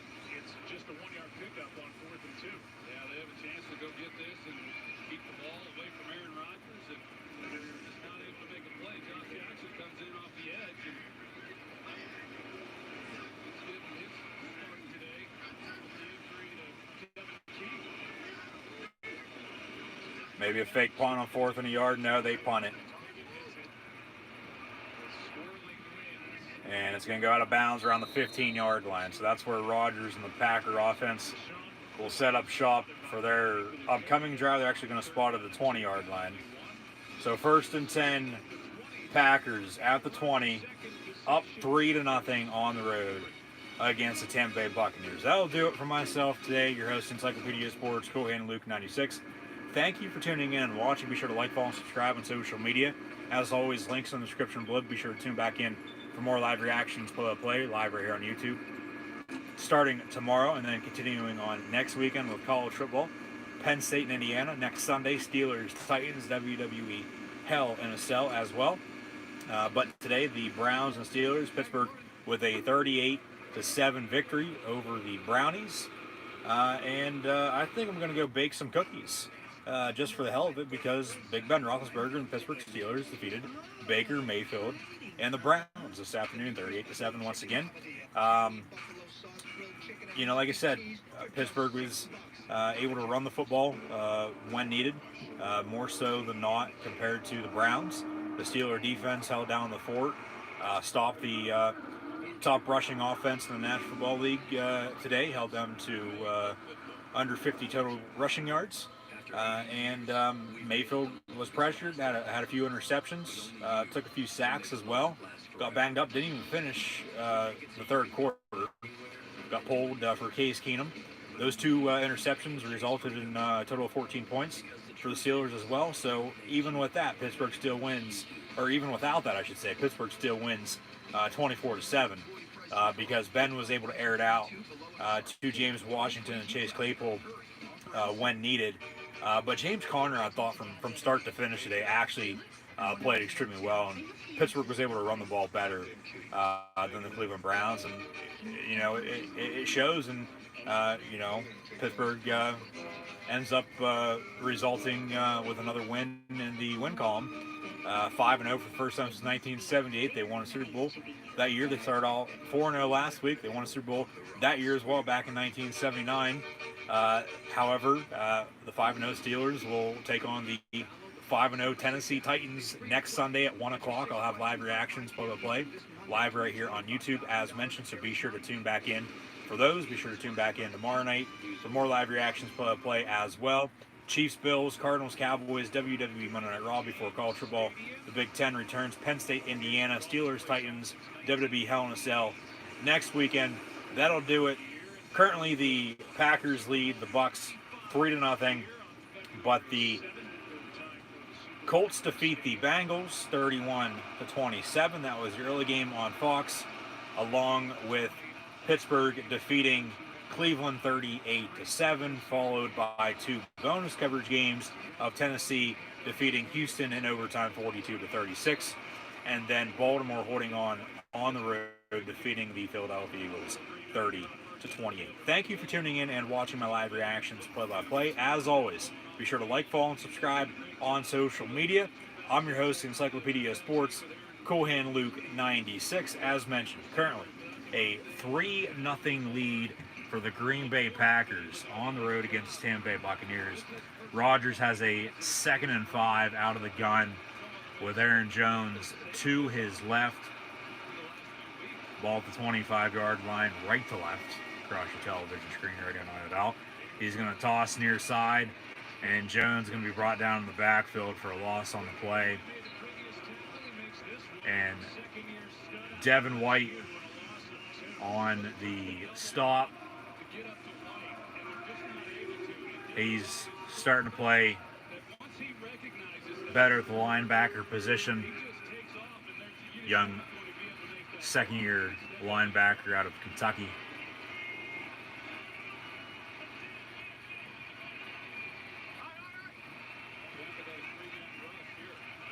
Third and 7, trips top of your screen. Play clock winding down. Rodgers gets a snap off.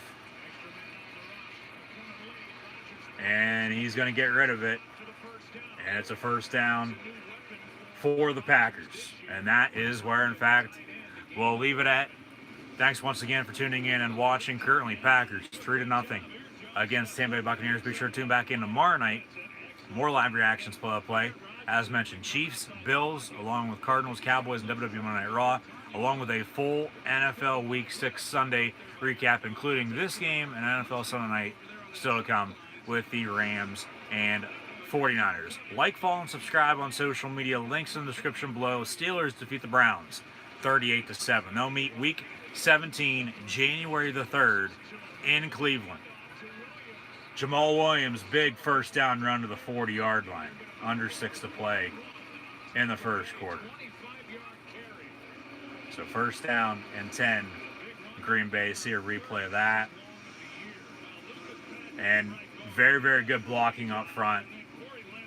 It all starts up front. You got to be able to block to run the ball. You got to be able to block to open up the play action with Hall of Fame quarterback and Aaron Rodgers at the quarterback position. Air it out downfield to his targets, and a returning Devontae Adams, as mentioned. Maybe get Big Bob Robert Tonian involved with another few touchdown receptions in this game, like the Monday night victory against the Falcons a few weeks back, as the Falcons went on the road and defeated the Vikings today. Green Bay coming off a bye week. They have not played since that Atlanta Monday night win almost 2 weeks ago. So an incomplete pass, far side from Aaron Rodgers. And now finally, that's where I'll leave it at. 2nd and 10 for the Packers, up 3-0 on the road against the Bucks. Steelers win 38-7. Thanks for tuning in and watching. Be sure to tune back in tomorrow night for more live reactions, play-by-play. Like, follow, and subscribe on social media. Links in the description below. Steelers 38-7 winners over the Cleveland Browns this afternoon. Thank you for watching. Hopefully you enjoyed. Hit the thumbs up button. See everybody now tomorrow night.